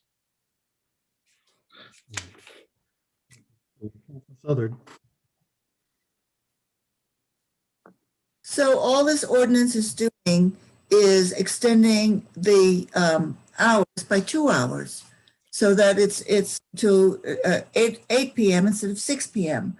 And you just mentioned that Sundays are very heavily used, and we might consider having metered spaces or requiring fees on Sundays as well. Will that come to us in a separate ordinance, and are we likely to do that? I mean, are you likely to put that forward? Well, as staff, I wasn't going to make that recommendation, but I mean, that's, for a discussion, like if, OpTab wanted to have that discussion, we certainly could. It just wasn't brought to the table by staff. We just presented the occupancy data, and in looking at it, regardless of right now, we may not be hitting that 85 percentile all the time, but certainly the evening is our busiest hours, regardless of how you look at it. And so what's happening is cars are just parking there and sitting there. And if you extend the meter times, which is what this change would do, hopefully it would encourage some turnover in the uptown area. I would like to add that I'm in favor of this because I've heard residents say, isn't it stupid of the city not to be charging us right now when it's clear that this is when we need more turnover? And so I think this is a very good plan. Councilor Prithridge, anything you want to add? Just not to underestimate the fact that this was fall of 2020. If we were hitting occupancy or exceeding occupancy numbers in pandemic, imagine when the swim meets are back and it's parents' weekend. So, you know, it tells us if we have that need, even under these conditions, when things are back to normal, it will be really extra justified. Councilor Ragu. This question doesn't need to be answered right now, but I guess the biggest argument I hear about raising the cost of parking is about accessibility. Is there any possibility, and I'm all for this and the technology and the fee changes, is there any possibility of the accessible parking spaces to be charged differently or to be charged at the same amount and not increased? I'm not sure what you mean accessible parking spaces. I think it's the more PC term for like the handicap parking, but yeah, for those, if those can maintain the same fee structure. So a few years ago, and this was done via the city, the city manager traffic memo that Vice Mayor Snavely mentioned, is we eliminated any fees at the disabled parking spots or the handicap parking spots. That, there were issues with enforcement of that. And there's requirements of how the signage has to be. And then there's the issue of, someone who has an accessibility problem getting out and trying to put money in a meter. So there should not be any of those that are the handicap spots in the uptown area that charge. Now you will see a sign on some of those meters, but that's for Sunday mornings only for the handicap spots. So those are different. That's awesome. I was not aware at all, but yeah, that makes complete sense. If someone is having accessibility problems, they have the complete ability to drive uptown and still patronize the businesses. So thank you. Yeah, and I think I mentioned this already, but even tonight, I know one of our officers wrote a handicap violation in front of Chase Bank. It was like 7:30. So I mean, that's what we see, like problems with finding spots, and people take that spot. And that, eliminates it for someone who truly needs it. Okay, there's no further questions or discussion. Ms. Eaton, you may call the roll. Mr. Bracken, Yes. Mr. Ellerby, Yes. Mr. Prithridge, Yes. Ms. Ragu, Yes. Mr. Snavely, Yes. Ms. Southard, Yes. Mayor Smith. Yes. That ordinance is adopted. We will move on to our third second reading. Ms. Eaton, you may read it whenever you're ready. An ordinance repealing Oxford Codified Ordinance, Section 35305, entitled Payment, Amounts, and Time Limitations, and adopting new Oxford Codified Ordinance, Section 353.05, Payment, Amounts, and Time Limitations. All right, may I have a motion to adopt? Of adoption. Moved by Mr. Snavely, second by Councilor Prithridge, and I will go back to Chief Jones. Thank you, Mayor. This cleans up some language that takes out the certain hour limitations and certain pricing that's found in one particular section of the ordinance that is something actually I just found when we were, going through this and realizing there may be conflicts existing in the fee ordinance versus this ordinance. So what this will do is this will eliminate that language and refer strictly to the fee ordinance for actual pricing. And currently the fee ordinance does say that smart meters can be a rate of up to $1 per hour. So it's already kind of, we already were thinking about variable pricing, but what we will need to do if this ordinance passes just based on council discussion, bring back some options of different fees and pricing. And I think we'll do that through OpTab. But none of this would go into effect, until a smart meter is placed there. Then what's in the existing fee ordinance would be that up to $1 per hour. But as we mentioned, there's interest in examining some different options. All right. So anyone from the public who would like to address this ordinance before council? There is not. Thank you. All right. Council questions or discussion? All right. And we will go right on to the vote. You may call the roll, Ms. Eaton. Mr. Ellerby, Yes. Mr. Prithridge, Yes. Yes. Ms. Regu, Yes. Mr. Snavely, Yes. Ms. Southard, Yes. Mr. Bracken, Yes. Mayor Smith. Yes. That ordinance is adopted. We will move on to our second reading of the night. Ms. Eaton, you may read it whenever you're ready. An ordinance amending ordinance number 3600, supplemental budget ordinance number 3, to make supplemental appropriations for fiscal year 2021. All right. Motion to adopt. Moved by Mr. Snavely, second by Councilor Southard, and I will go to Mr. Newland. Yes, we added one additional item to this since the last reading. First one was for make a budget appropriations to repair a city street light pole that was there was an accident there and there was damage done to the pole, showing $30,000 in revenue that we got from an insurance claim, and then on the expense side, appropriating that $30,000 to make the repairs. The second one is to make it a budget appropriation adjustments for the repair of the tri-tennis courts and reimbursement from the tri for one half of the project cost. On the reimbursement side, it'll be $38,500, and on the appropriation side, it'll be $77,000. And this includes both what you approved tonight for the court repairs, and then once the courts have settled and they're able to do the coating on top, that includes the repair of the top also is given to me by Casey, that this should cover both those expenses. Be glad to answer any questions. All right. Is there anyone from the public who would like to address this ordinance before council? There is not. Thank you. All right. Council questions or discussion? All right. Seeing none, Ms. Eaton, you may call the roll. Mr. Prithridge, Yes.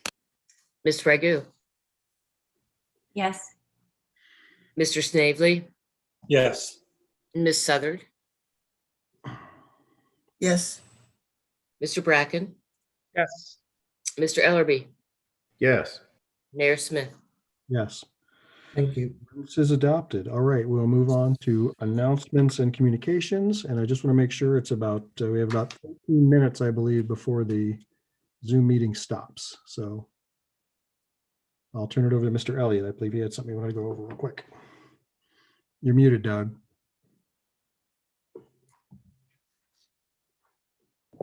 Sorry about that. It's too easy to relax and start talking before you've unmuted. Anyway, I want to bring up our mass gathering ordinance for both. As we all know, we have a limit of no more than 10 guests if it's indoor or an outdoor event. And of course, as we all know, the governor, director of the Department of Health, updated their several orders. They eliminated, rescinded, I believe, about 18, and then updated their social distancing, facial coverings, and non-congregating order. And if you have a chance to read it, basically what they've done is there's a lot of shoulds in there. For example, large gatherings, organizers and managers should conduct the event in a manner that so on and so forth. The point I want to make, and I'll be brief, is that I would like for us to consider allowing outdoor events with more than 10 guests. We're in a situation where Miami is going to have, I believe, like 8 graduation events. And of course, we know we're going to have graduation parties outside. We're getting requests to put tents up. We've had some other requests from a professor that wants to have an event. And I think we should consider basically allowing more than 10 individuals. Now, we would still have our face covering ordinance in place. We would ask them to wear face coverings, when they get up from a picnic table or whatever, and they're not eating. But I just wanted to bring that up. And probably what we'll do is bring a resolution in to basically say that, we're going to basically allow outdoor events with more than 10 individuals. If you look at the state's vaccination rate, we're now at about 40%. Miami, I think, vaccinated, or soon we'll have about 3,000 students vaccinated. A lot more students have gone out on their own and have received vaccination. So I think it would be good policy. I'm reminded of, this was shortly after I came here, we had directed our police to go around during graduation parties and cite individuals for not having a front license plate. It was a law, but it certainly wasn't good policy. And I think we might need to consider allowing outdoor gatherings with more than 10 individuals. So really, that's all I wanted to share with you tonight in the interest of brevity. Thank you. Mr. Dreisbach, anything you'd like to add tonight? Nothing tonight. Thank you. All right, we will go to Chief Jones. Nothing additional. Thank you. All right. Mr. Newland, anything else? Just real quick to remind taxpayers that we had an extension to file RETA income tax till Monday, May 17th at 11:59 p.m. and penalties or interest will not be assessed for this late filing date. That's it. Thank you. Great. Mr. Woodell. I'll pass this evening. Thank you. Chief Deathridge. Nothing, sir. All right.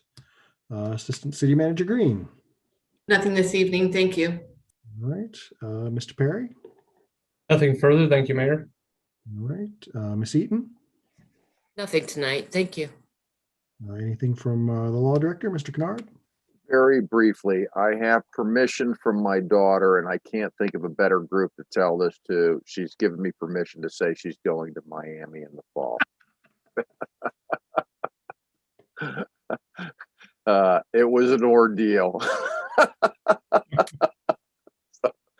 I couldn't think of a better group to make the announcement to. Thank you. We'll start with Councilor Ragu. I'm really excited about the potential for the American Rescue Fund. And, and I'm reading up a lot about it. And one of the best quotes I read was, which places will merely spend their money and which places will invest it? And I'm hearing more and more about cities that are using it for their affordable housing funds and really trying to build up infrastructure that could really help people. So I really hope that we can follow in the lead of other cities and how they've used it and consider putting at least $1 million of that dollars in the affordable housing fund. Thank you. All right. Councilor Ellerby. Nothing, thank you. All right. Vice Mayor Snavely. In the interest of time, I will pass. All right. Councilor Southard. Nothing tonight. Thank you. All right. Councilor Bracken. Yeah, I want to say that I support completely Councilor Ragu's comments. Looking forward to that too. I wanted to say that I'm glad that there was some accountability this evening in terms of the death of George Floyd. It's a start. It's a good start. And then I want to say lastly, please get vaccinated.